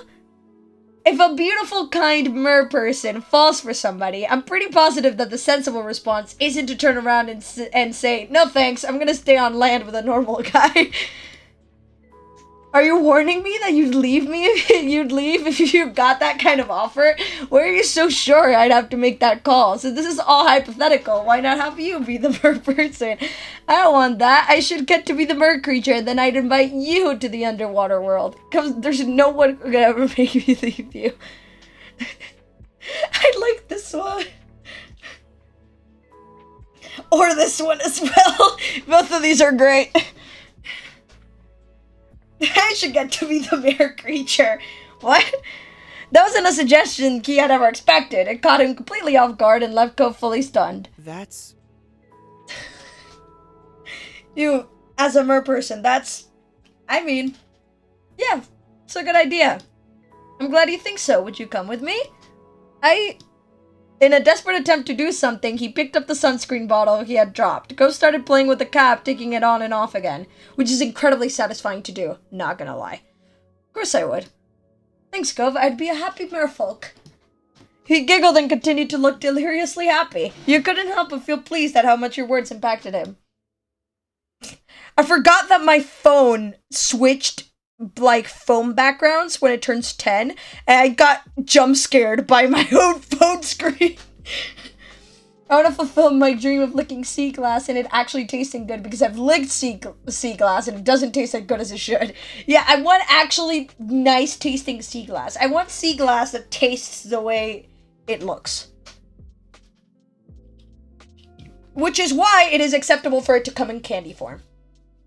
Candy sea glass should just be more, like, within everyone's reach. I feel like that should be commercial. I feel like you should be able to go to any candy aisle and find candy sea glass. This feels like a missed opportunity. This feels like some candy company isn't doing something right.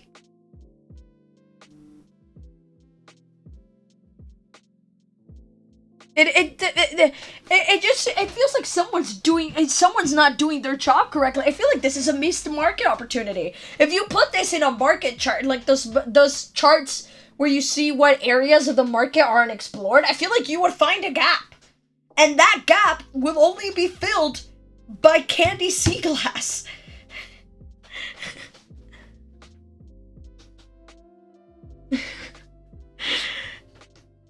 Hey, want to start a candy company? Hell yeah. We're gonna sell candy sea glass. We're gonna create a revolution. We're gonna be all those other candy companies. Candy sea glass. Yes. And then they can be like different colors, like actual sea glass, and then every like color is like a different flavor. Oh my god, this is such a good idea. Why doesn't this exist? You know how sea glass comes in different colors, and have every different color be a different flavor? This could be great. Why doesn't it's like gummy bears, but with it's like hard candy.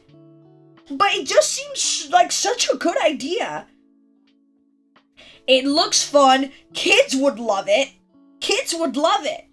It looks fun. It would probably taste great because it's just a bunch of sugar. And then and it's satisfying because sea glass already looks yummy anyway. Have little like stalls next to beaches selling our candy sea glass to people at the beach. Exactly. Imagine the pranks you could pull on your friends. You imagine if you had like a little bag of like candy sea glass, and you like took them to the beach hidden from like your friends, and you pretended to pick up sea glass from the floor and eat it.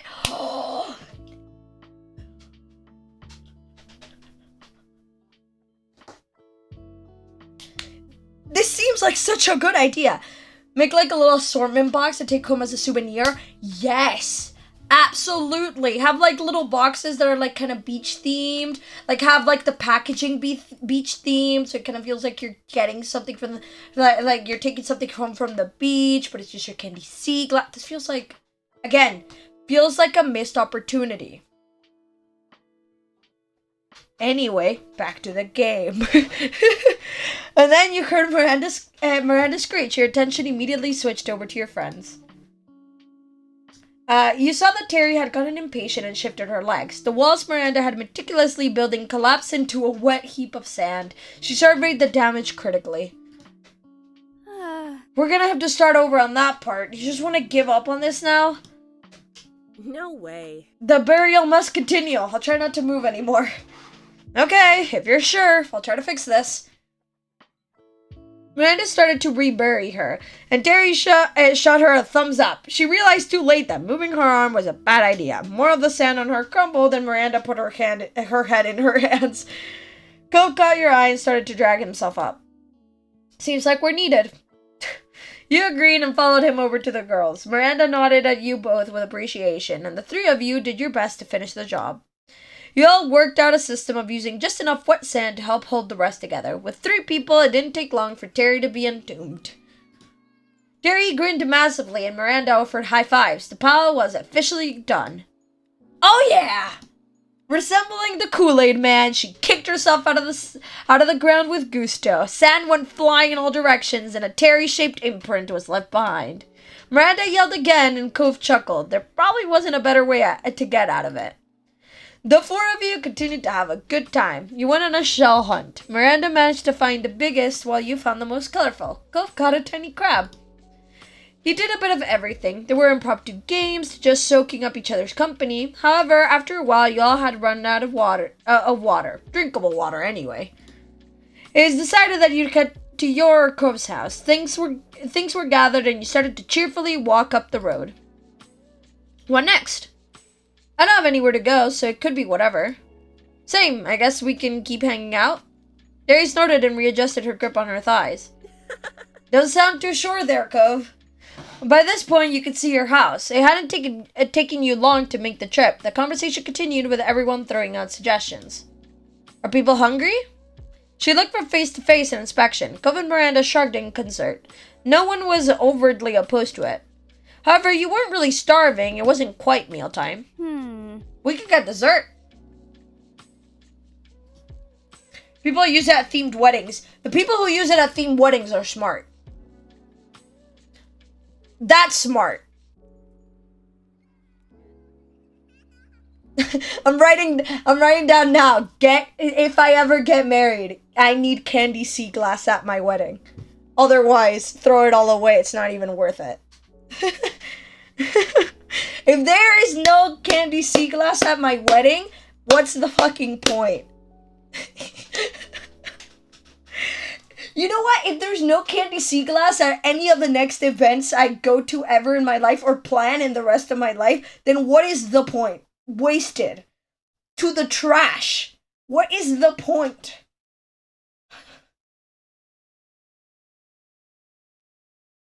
And they give it cheesy labels with things on it like 2 less fish in the sea.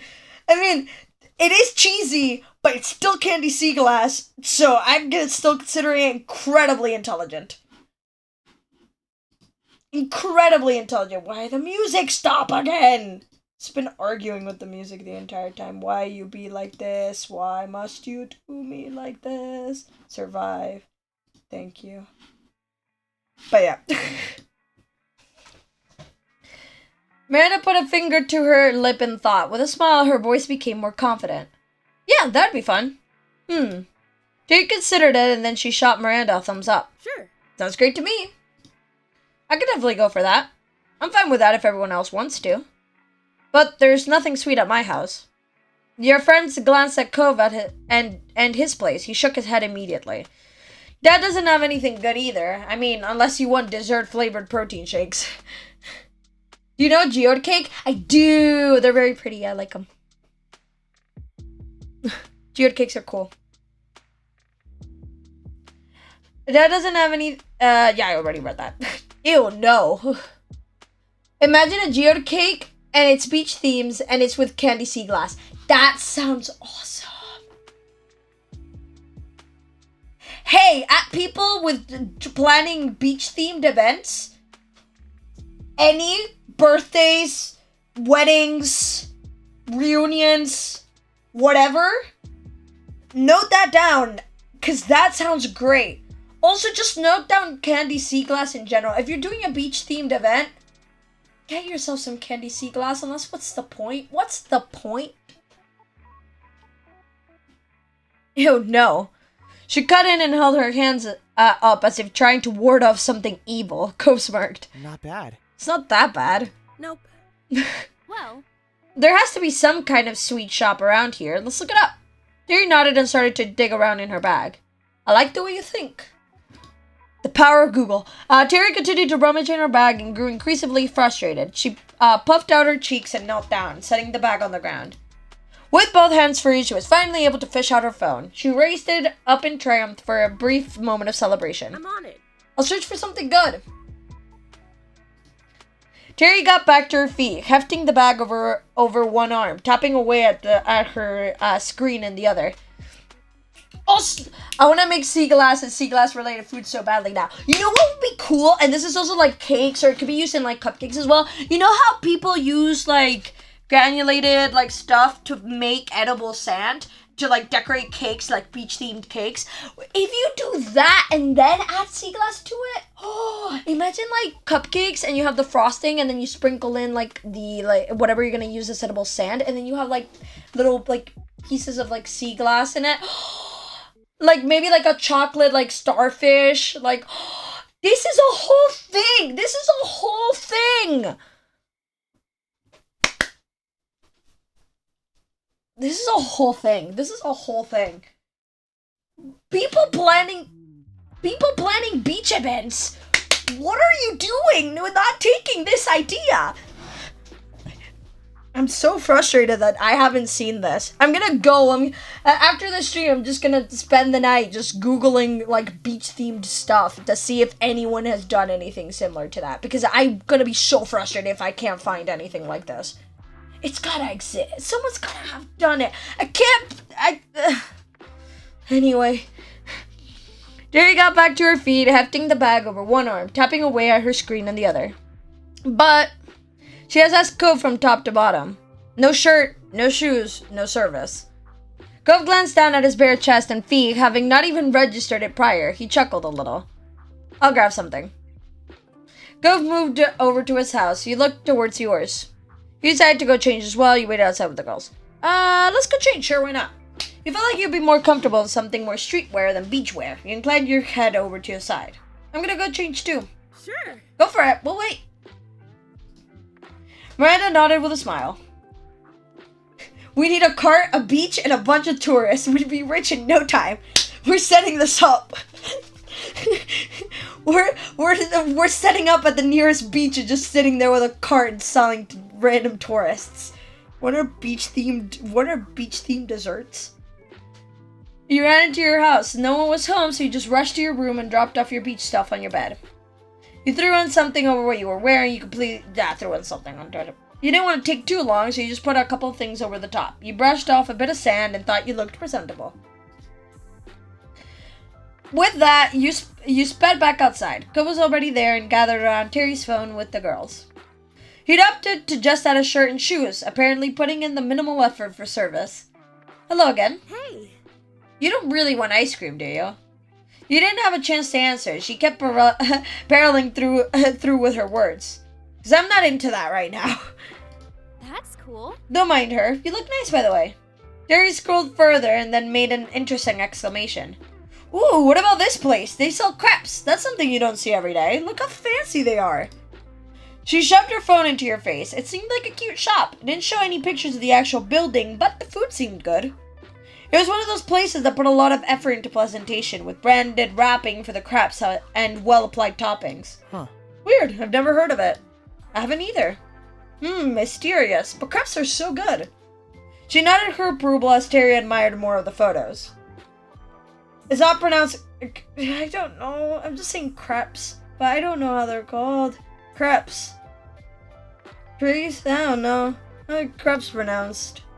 Wait. Crepes. Pronunciation. We're gonna do this just now. Wait, let me raise my phone's volume. Let me get rid of the music for 1 second. We're doing this right now. Crepes. Crepes. Crepes. Crepes. Crepes, apparently. So what's the slow version? Crepes. Crepes. Okay, fair enough. Oh, there's correctly by the French. Tell me, French people, tell me. No, just give me the. In French, we would say. Oh my god, okay, that's too long.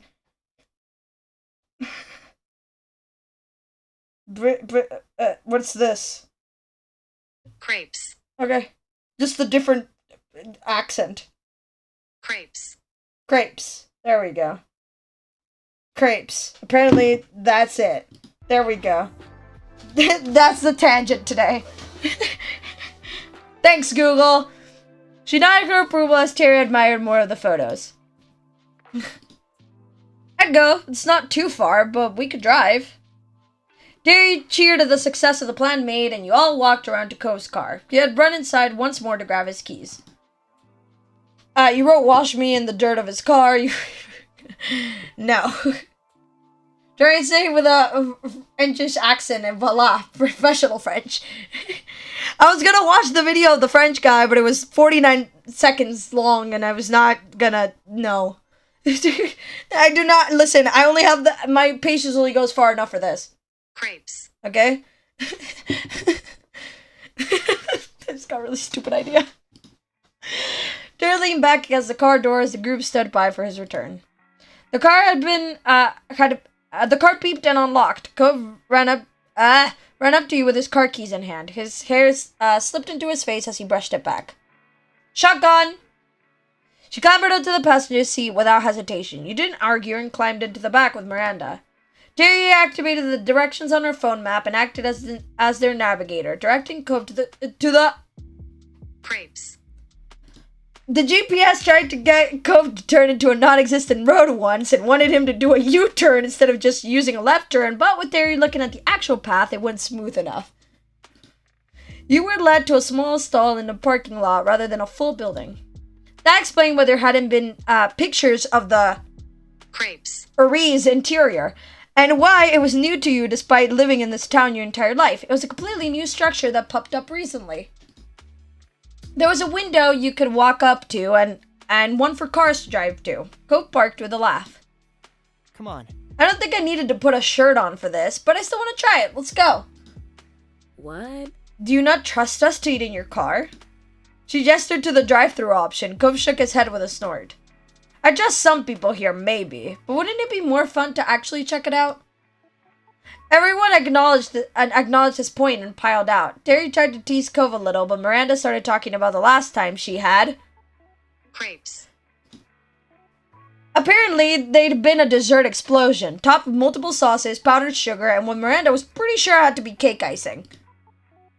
I don't see the issue. That's sweet. So great. Literally, it was so good, but I regretted it so much. I couldn't finish it, and I really tried. You could do it this time, Randy. Look how nice it is. There were some laughs. When you got up to the menu, you realized that there was more than just Crepes. There are definitely Crepes. many. Crepes. However, the stall also had a lot of different drinks as well. Tea, smoothies, milkshakes. Woo! Jackpot! She grinned and held out her fist for a fist bump. Miranda high-fived it. The two stared at the awkward, vaguely turkey-shaped hand configuration. They had made and then slowly put their hands down. Cove's mouth twitched in a smile. You stepped up to order first. You glanced at the menu. You ordered a... Crepes. You ordered a drink. You ordered a... Crepes. And a drink. I'm gonna go with the... Crepes. And drink. Hello, I'd like to get a... Crepes. And a drink, please. There was a woman who looked a little older than you taking the order. She smiled back at you, ready to hear the specifics of your purchase. For the Crepes. itself, you wanted a plain strawberry chocolate green tea lemon. Ooh. Usually, I'm not a chocolate person. And just a lot of things, but I like chocolate with other things, and I think this would be one of my exceptions. The same with like pancakes occasionally, like waffles occasionally. I think it's good. It's good. For the filling and toppings you picked up, this is the good part. Whipped cream, condensed milk, cream cheese, chocolate chips, chocolate syrup, caramel syrup, powdered sugar, strawberries, mango slices, mixed berries, banana slices. Powdered sugar, definitely. I love condensed milk.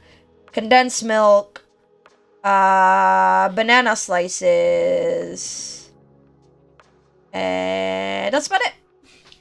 This is one of the first times I'm actually, like, not just blah, blah, blah, blah, blah, clicking everything and then just go and actually picking through what I would actually order because it's something sweet and yes. After you picked the size, you were asked what you wanted to drink. You ordered an ice green tea, a black tea, a milk tea, an iced coffee, a strawberry smoothie, a banana smoothie, a mango smoothie, a coffee frappe, a vanilla milkshake, a chocolate milkshake. I want a vanilla milkshake.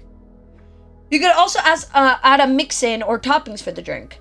You chose to add whipped cream, you chose to add chocolate syrup, you chose to add caramel syrup, you chose to add baba pearls, you chose to add condensed milk. Ooh, I'm adding baba pearls. And that's it. You paid and stepped aside to let your friends order. Go got a lemon Crepes. I almost forgot about my bit.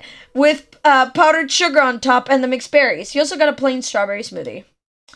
Terry went crazy with toppings. Although she ordered a plain, Crepes. she had smothered it with whipped cream, cream cheese, chocolate chips, chocolate syrup, and bananas. Miranda opted for a frappe with caramel syrup and condensed milk, which sounds awesome. The four of you stood off to the side as you waited for your treats. I heard what you ordered, Ace. I'm glad I'm not the only one to go for a drink and, Crepes. I could have picked just one, and why not? Exactly, it's gonna be good. Ace, man, Crepes. it's gonna rock! High five for topping appreciation. She held her hand out expectantly. You gave her a high five, you left her hanging, you fist bumped her hand. You gave her a high five. You hit her hand with a satisfying smack. Order phrase! Oh, gotta get that. You grabbed your order. The orders didn't take much time after that. With the goods collected, everyone admired their treats. Terry dug right into hers, and Miranda gave hers a tentative sip. Terry nodded acceptingly with her mouth completely full. Miranda tilted the frappe over to her with a grin. Terry sipped it and clearly loved it. She raised her Crepes. over to Miranda. You could tell that there was an intent to make it look nice, but with all the assorted toppings piled on, only so much could be done. Miranda took a huge bite with gusto and sighed happily. Terry seemed satisfied and took another slurp of Miranda's drink. They had both only gotten one thing, probably because they knew they'd end up sharing. Co went over to you, and there was a definite interest in his eyes at your order. Well, I just want to say you can try mine. It's pretty good and summery. You tasted his and shared yours. You offered to share yours, but didn't want to try Cove's. You declined sharing entirely. You tasted his and shared yours. He handed you his Crepes. I keep forgetting that I committed.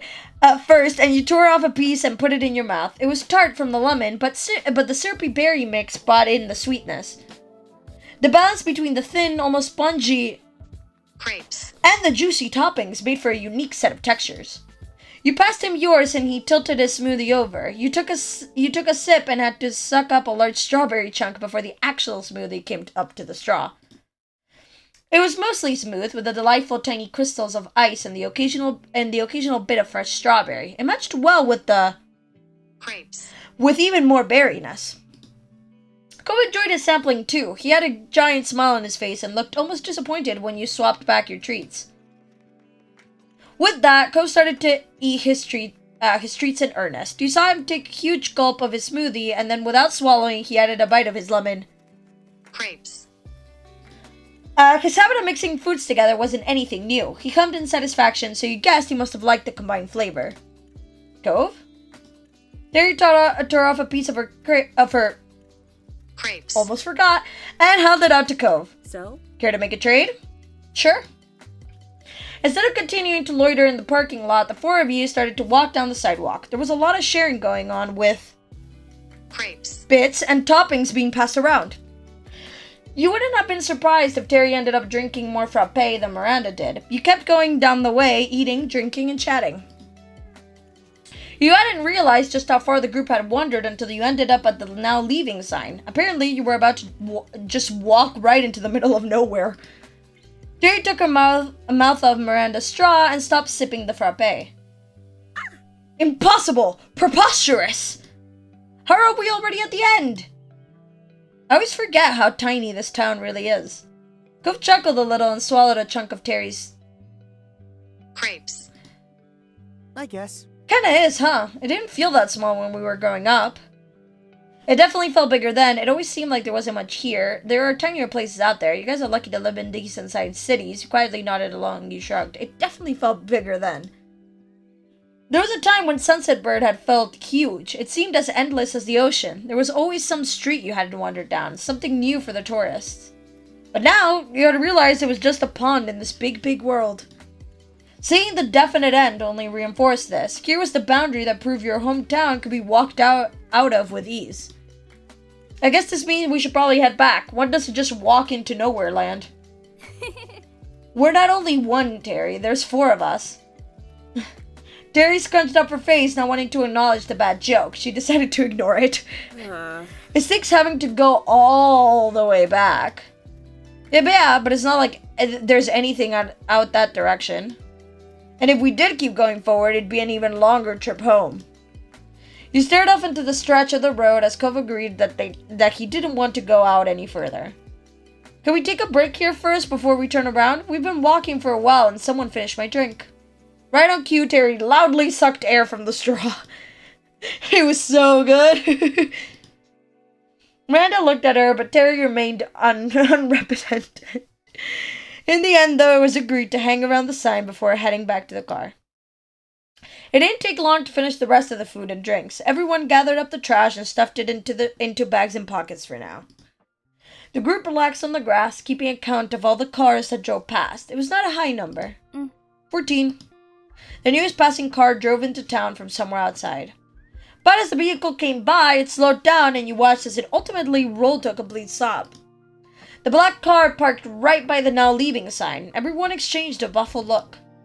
But then the tinted window rolled down and the driver peered out. As soon as you saw his hair, you recognized him. No one else you knew presented themselves so distinctly. Baxter! Hey, neighbors. Cove also jolted with recognition. He passed it on a cordial smile and waved politely. Afterwards, he put his mouth back over the straw of his long empty drink as if trying to act cool. You waved at him. Hi. You just wondered what he was doing here. You wish he hadn't stopped to chat. You smiled and were excited to see him. Wave. You leaned forward and tried to get a better look. His hands were loose on his steering wheel, and he seemed rather relaxed to have just pulled over on the side of the road. You waved and he nodded in acknowledgement. And you thought about the odd picture this made. A fancy black car pulled over to talk to a group of teens, mostly still in beachwear. Yeah!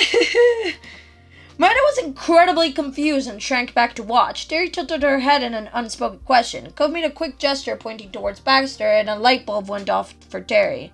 All right. Ah, that's the new person in the condo. The bee-man, right? Yeah, Baxter. Oh, I wasn't sure if I'd ever actually see him. Her voice was quiet. Miranda usually got shy around new people. Terry was quite the opposite. Incredible! This is perfect! Terry hopped up from the grass and ran to Baxter's car, all full of excitement. Behind her, Miranda picked herself up and dusted imaginary dirt off her clothes. She sent a searching look to you and Cove, to which Cove shrugged. Miranda nodded and, with clenched fists, hesitantly followed Terry. Terry bent down to talk to Baxter through his window. She blasted through instructions, with Miranda putting in a shy wave. Cove looked at you. He clearly had no intention of going over. Say, with Cove, you went over to Baxter. You encouraged Cove to come. You stayed with him. When Cove realized you were planning to stay with him, he smiled a little. Cove shuffled closer and dropped his voice. Honestly, I still find it kind of hard to talk to the guy. I get it. I feel the exact same way. You know, he can still see you, right? He knows you're here. You kept quiet and got comfortable. I get it. Yeah, I thought you would. Cove sighed and ran a hand through his hair. He looked at you with a wry expression on his face. I'm glad you do, because I don't think I could explain it if you asked me to. He tries to be considerate, but it doesn't totally land for me. Sometimes people don't hit it off. The two of you waited for the others to finish up. You couldn't hear what they were saying from there, but you could see from body language that Terry was up to something and Miranda didn't like it. You and your neighbor exchanged a look. After Miranda seemed to calm down slightly, Terry turned around to wave at you. She put her hand to her face to make a megaphone. Come on, get over here. Baxter's giving us a ride. Coop's mouth popped open in surprise. Then his lips curled together in clear displeasure. All right. Should have known. She's always pulling something. He took a slow breath and then shrugged. Guess we have to get over there. It's gonna be really awkward now since he knows we tried not talking to him. Yeah. You followed him over to the car, apparently about to get a lift.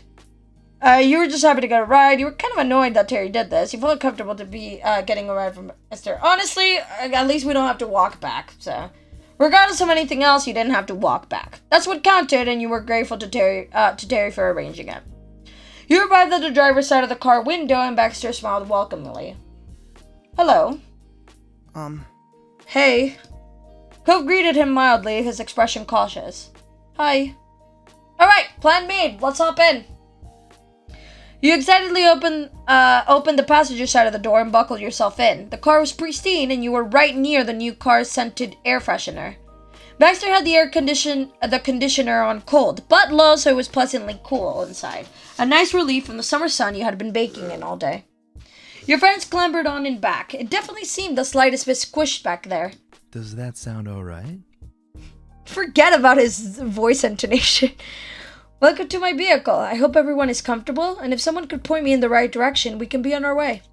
Terry went back to navigator mode and outlined their journey. It was basically a straight line with one turn at the end into the parking lot. Baxter nodded from up in the driver's seat and pulled back into the road. Luckily, the street was still dead empty. It took no time at all for Baxter to park right next to Cove's car. There wasn't even enough time for a proper conversation to start. The occupants didn't seem to mind. There were smiles all around when Baxter parked next to Cove's car. Woo! Miranda clapped quietly as Terry cheered. Cove chuckled nervously. You smiled. Yeah, you clapped as well. You nudged Baxter in a friendly way. You were relieved you had made it. Smile. I was back just in time for his voice. Success. You were glad to have reached your destination and pleased at the fanfare of your friends. You didn't say a word, but Terry and Miranda definitely caught your amusement. We've arrived. That was easy. Terry flung open her door and climbed out. Thanks. Everyone else exited the car as well. The group thanked Baxter with varying degrees of enthusiasm. Baxter himself got out too. Everyone congregated again in front of Baxter's and Cove's cars. Terry bounced over to Baxter and offered her hand for a handshake. He accepted it easily with a charming grin. You're a pal. You're too kind. It was no trouble whatsoever. I'll be keeping this car all summer. If it suits you, you're welcome to take my number and give me a ring whenever you're in need of another ride. And that goes for everyone here. I have a car. Terry busted into laughter and Miranda fidgeted. She did not know what to do with that. Fair enough. Baxter really went fast, didn't he? He noticed her discomfort and smiled with a soft tilt of the head. I'd be happy to help again, but that's the only reason I offered. If you don't need it, you can pass on it. You have your number? You see that? Nah. When her giggle subsided, Terry put a hand on her chin with brows furrowed. I wonder, would that option be available right now? You could ballot us somewhere cool. What? Cove was taken aback. He put a hand on the hood of his car.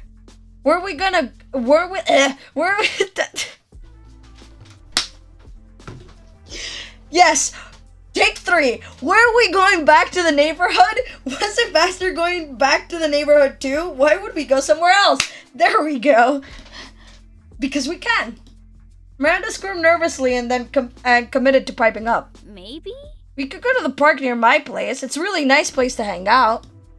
You and Cove shared a look. The big park was pretty nice. Let's do it! Baxter tapped the side of his face and thought. It's doable. Alright. He glanced at Cove and then switched focus to you. Well, we have 2 cars. If some people want to go to the park, I could still take the others home. But if everyone's going, it wouldn't make sense for me not to. I decided to go back to the neighborhood with Cove. You wanted to hang out, the hangout session at the park. I'm not sure what to do.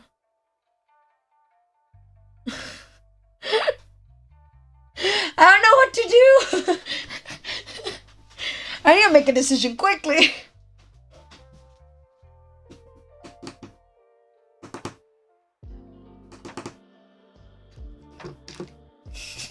I'm just staring at my screen in concentration. Don't know what to do. I think the moment ends when you go home. Shit.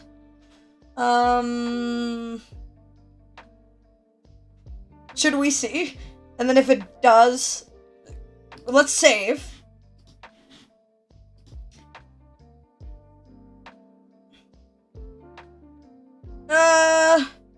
Not 100% sure though. Okay.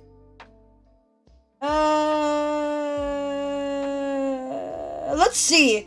And then if it does, we'll come back. We saved. It's fine. If it does, if we have saved, we'll come back. You'd rather go back for now. You let the group know. Both girls frowned. Neither wanted to leave you or Cove behind. Terry especially looked troubled and started bouncing in place. No. Today's all about us hanging out. We can't just bail. Miranda nodded and bit her lip. We don't have to go to the park. Going back to the neighborhood has plenty of appeal. It could prove to be the better idea. Cove winced and shook his head. Don't worry about it. No, really, it's fine. We've done plenty of hanging out today. If you want to go to the park, you should. Right, you can have your fun with Baxter. It's okay. Okay. She didn't sound too thrilled, and Miranda patted her on the shoulder. Okay. Guess we'll see you later then. Probably. Cove smiled, then she rolled her eyes at his wishy-washy answer. He knew you'd be seeing them again. Everyone finished saying their goodbyes, and the three climbed into Baxter's car. You waved, bye, you nodded, you watched, bye. Jerry started to shout back and startled Baxter slightly. Miranda laughed and waved back. Terry rolled down the window. See ya! Bye, Terry. Bye, Miranda. Then Baxter rolled down his own window. See you. Have a safe journey back. I'll see you around the neighborhood. Baxter started to pull out of the parking lot, and Cove waved them off, stepping forward as they pulled away. Then it was just you and Cove left in the parking lot. He rubbed his hands together for a moment and unlocked his car. You got into the shotgun seat this time, and Cove took his place at the wheel. He put his key in the ignition and turned to you. I had a feeling you wouldn't want to go. I was ready to go back. Thank you for giving me an out. You didn't respond to that. Actually, I only wanted to go so that you had a reason to leave. I was ready to go back. Cove smiled, satisfied, and finally turned his key to start the car. The car ride back passed quickly. They were all familiar roads you've seen before. Soon you'd return to the comfort of your own neighborhood.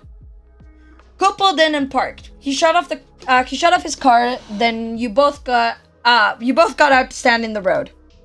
I guess that's it. Thanks for the ride, Cove. I'll see you later. It was fun. Pleasant farewells given, you walked to your front door. Is it actually over, or you completely changed out of your swimsuit and into more comfortable clothes? That was definitely a benefit of coming back. Is it over, or... Time ticked by as the sun started to set. Orange gold light streamed in through the windows. You could tell the weather was still really nice out there. Your attention was taken by your phone. It seems it is not over. You saw it right away as your phone was in your hand. Miranda's personalized text tone sounded. It vibrated on your desk. You went over to see what was going on with that. Hey, Ace, we're gonna see fireworks. Do you want to come? Oh. And Terry texted Cove. He said he'll be there. How did their trip start at hanging out in the park and end at finding some previously unknown fireworks spectacle? It was definitely news to you. Fireworks? I'd love to. Yes. Okay, I'm tired. I'm sorry. Yes. Fireworks sounded awesome. You sent your response with the top of your finger. That was something you couldn't miss. Miranda sent back cheery, smiley face not even 5 seconds later. Then you got a yay, and she sent another message that told you that Cove would be out at his car soon. You quickly got yourself ready and headed out into the world once more. On the way, you sent a message to Cove that you were coming. He texted that he was already outside. Glad I'm wrong. Apparently it is not over! Fireworks! I feel like I should remember this. I played this one. Just as promised, Cove was waiting by his car. He hadn't bothered to change at all. He was quite comfortable going around in swim shorts. He slipped his phone into his pocket and waved you over. Without needing to say a thing, you got into the shotgun seat. Gov looked over to you from the driver's side and smirked as he started up the car. Here we go again. Yep. He pulled out into the road and raced towards the city as the sun continued to sink below the horizon. When city lights sparkled around you, Coast started looking for a parking spot. It had been a smooth drive, but unfortunately finding parking was a task. He tried to text Miranda to see where they had parked, but she admitted that there hadn't been any openings around there. They had gotten lucky with one single spot. Go had to drive around a few blocks, but finally he spotted something. He pulled in and parked, feeling just as triumphant as if he'd won an actual prize.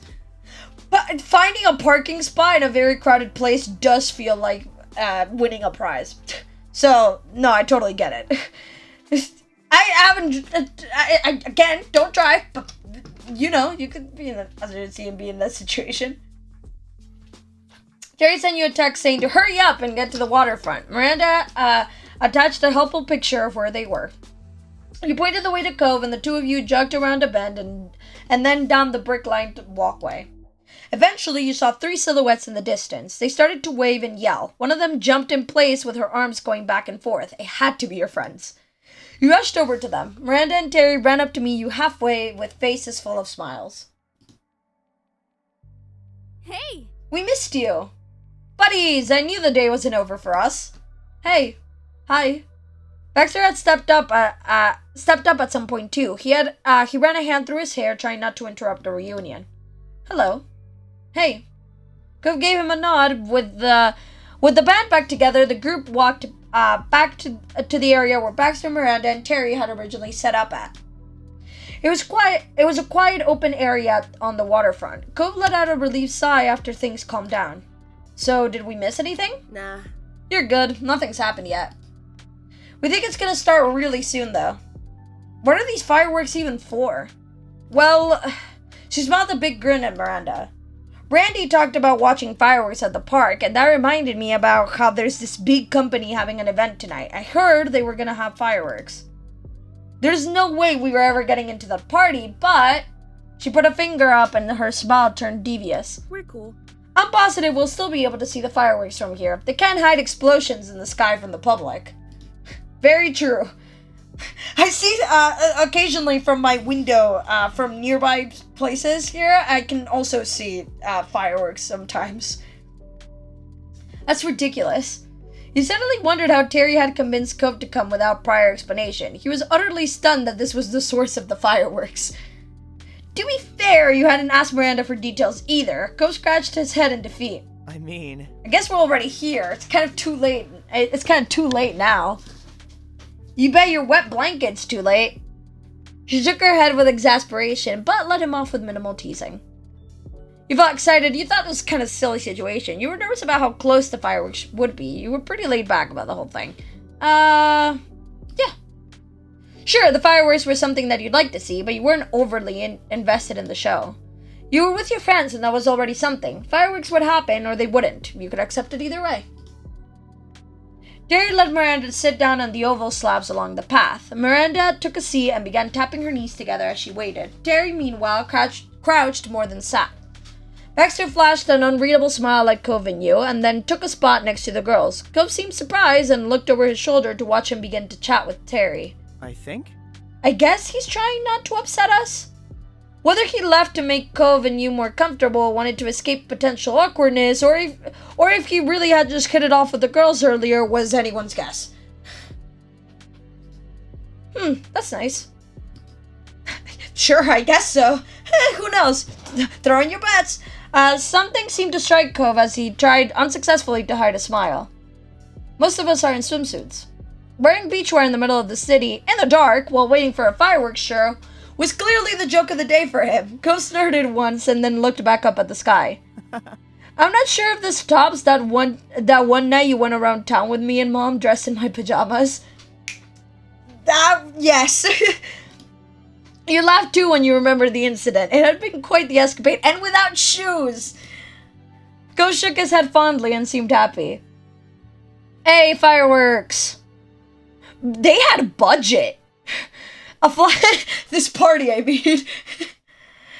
A flash lit up the sky with a brilliant green. Your eyes flew off the building in the distance and sadly watched with bated breath. You heard a second boom and a red firework lit up the night. Woo! The show's starting! So pretty. They came running over to get closer, positively beaming. Terry pressed herself to the waterfront fence, getting as close as physically possible without just going swimming again. Baxter followed a few steps behind. His mouth hung open at the sight for a moment until he caught himself and once again shifted to pleasantly composed. More fireworks went off, shooting out hundreds of tiny sparkling lights. The colors stood out starkly against the dark of the night. The biggest ones washed your surrounding with their hue, turning your world blue, then red, and then golden. Welcome. Did I deliver, or did I deliver? Miranda's eyes glittered, and then she lightly bumped Terry with her hip. Good job. Terry stumbled at the friendly notch, but was pleased with the compliment. She grinned back. Miranda lightly swung her hips the opposite way to give you a bump as well. It was friendly and soft. Woo! We did it! You smiled at her and nodded. You were pleased that you hadn't missed any of the show after all. You were glad that everyone seemed to be having a good time. You weren't comfortable with how near it was. You were pleased that you hadn't missed any of the show after all. Despite how unorthodox the impromptu fireworks plans have been, you were ecstatic it worked out. Luckily, you arrived in time and it was shaping up to be a particularly colorful fireworks show. The rest of the group huddled around. Imagine it had been, like, right behind, like, all of these buildings instead of these, like, shorter ones. They just couldn't barely see it. The rest of the group huddled around the railing and taken the show as closely as possible. Miranda stood close by. Terry's hand gripped the top. Cove laid his arms across it while leaning forward, and Baxter rested his elbows on the rail, putting his back towards the fireworks. He seemed to have more fun watching the others than the actual show. Ooh! She pointed out at a golden firework and beamed. Oh, that's so cool! Terry held up a hand for a high five and Miranda obliged her. Terry whooped and shot you a smile. What color do you think the next one will be? Without giving Baxter a glance, Cove answered immediately. Green. It was orange. Baxter chuckled, but wasn't interested in calling Cove out for being wrong. Is that your favorite color? Green? It's one of them. I think that's nice. It matches you. Is yours black? That's one of them. Cove smirked just a little and left the conversation there. You stood next to the Earls. You stood next to Baxter. You stood next to Cove. I mean, come on. Favoritism at its finest. Cove looked away for the fireworks and grinned at you. He was glad to be spending time with you and tilted his head at a spectacular multicolored firework above. That's, wow, so much word. I think that's been my favorite so far. He shot you another look and nodded, wanting you to move up closer. In front of him, you could see the night's lights reflected on the water. You took a moment to watch him and the fireworks reflected in his eyes. Cove grinned like a kid. You leaned your head against Cove, you held Cove's hand, you wrapped your arms around Cove, you cuddled against Cove's chest, you survived. This is so wholesome! You pressed yourself against his chest and snuggled into him. He readjusted his position and then wrapped his arms around you, holding you close. He rested his chin on the top of your head comfortably. You let yourself relax against him and continued to watch the fireworks above. Cute. Yo's gaze drifted from the show of dazzling lights straight at you, and he sighed dreamily. Dreamily. You didn't know when you'd last seen him so blissful. The spectacle continued to up the ante by bringing more fireworks at a time. Again, budget. The colors danced across the sky and reflected over the water. I mean, like we said, they said it was a fancy company, right? So, yeah.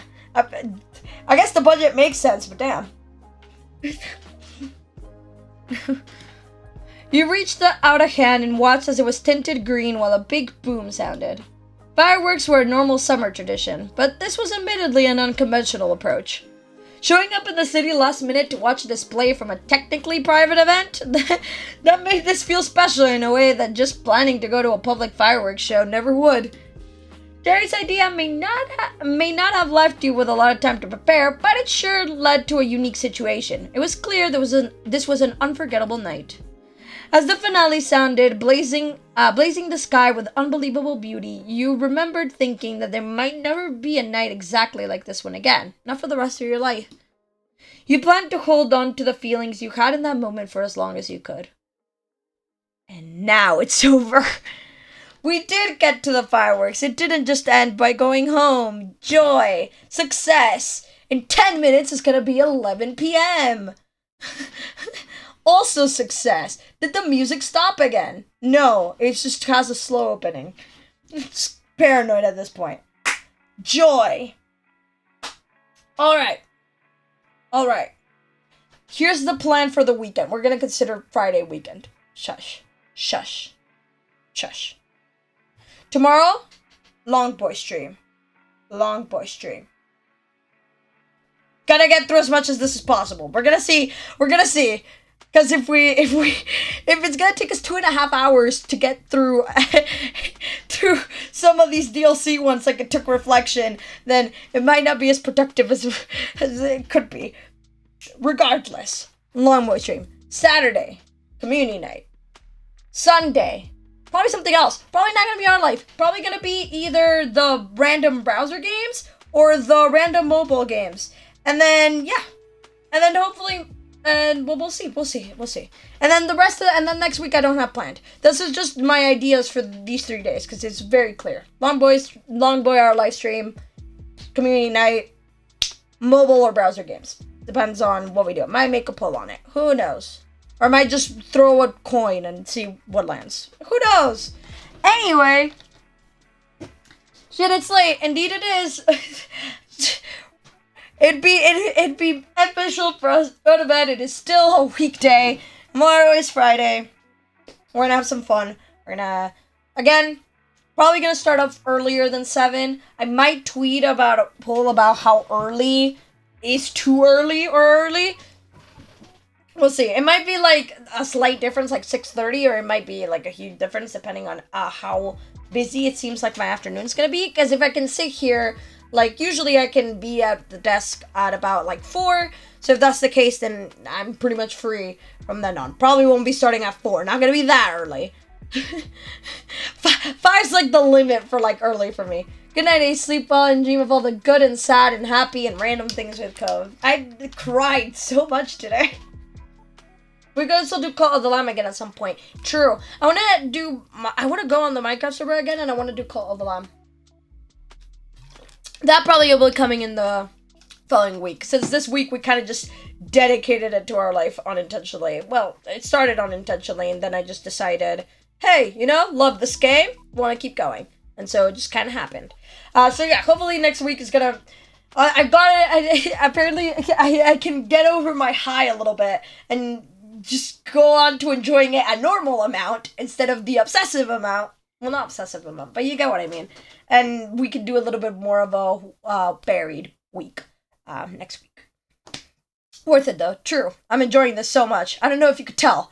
I'm enjoying this so much. I'm so excited. I'm so excited to see the rest of the Step 3 moments, because this set the bar.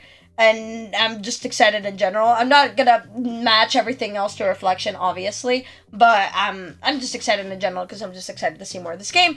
And obviously I'm excited to replay Step 4. Very wholesome and sweet. Try some new stuff, which I'll tell you more about what I kind of want to try once we get there. And of course, the wedding DLC, which I'm very, very, very, very, very, very excited about. Because I'm a hopeless romantic. And it sounds great. And if I want to live in the delusion of wanting to marry a fictional character, then you know what? I should treat myself. So, yeah. I should treat myself to it a little bit more. Anyway, that's going to be the stream for today.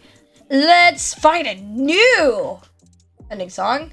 I hope you have a great rest of your day. I hope you have a good night as well. I hope you have a great day tomorrow until I see you here tomorrow.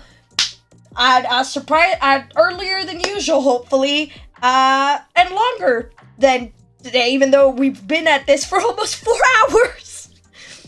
Gonna have to top it. Now that I've said long boy stream, it's gonna be longer than 4 hours tomorrow. Damn, long boy indeed. Anyway, had a great yesterday. Have a good night as well. You might need multiple streams for the wedding, though. Okay, fair enough. I'll keep it in mind. Alrighty. Let's find a good ending song. Have a great rest of your day. Have a good night as well. Have a great day tomorrow. while I sort through these. Now I need to find one that I don't recognize, and then it'll be good. Ah, this one.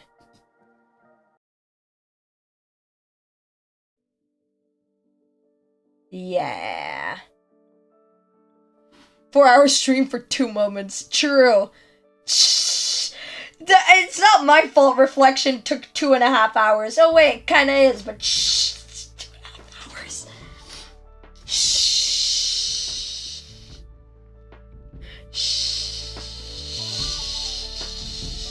Have a good night. Have a great rest of your day. Have a good day tomorrow. See y'all. See y'all tomorrow for long stream like today. Today was also a long stream. Unintentional long stream, but long stream indeed. Anyway, bye-bye.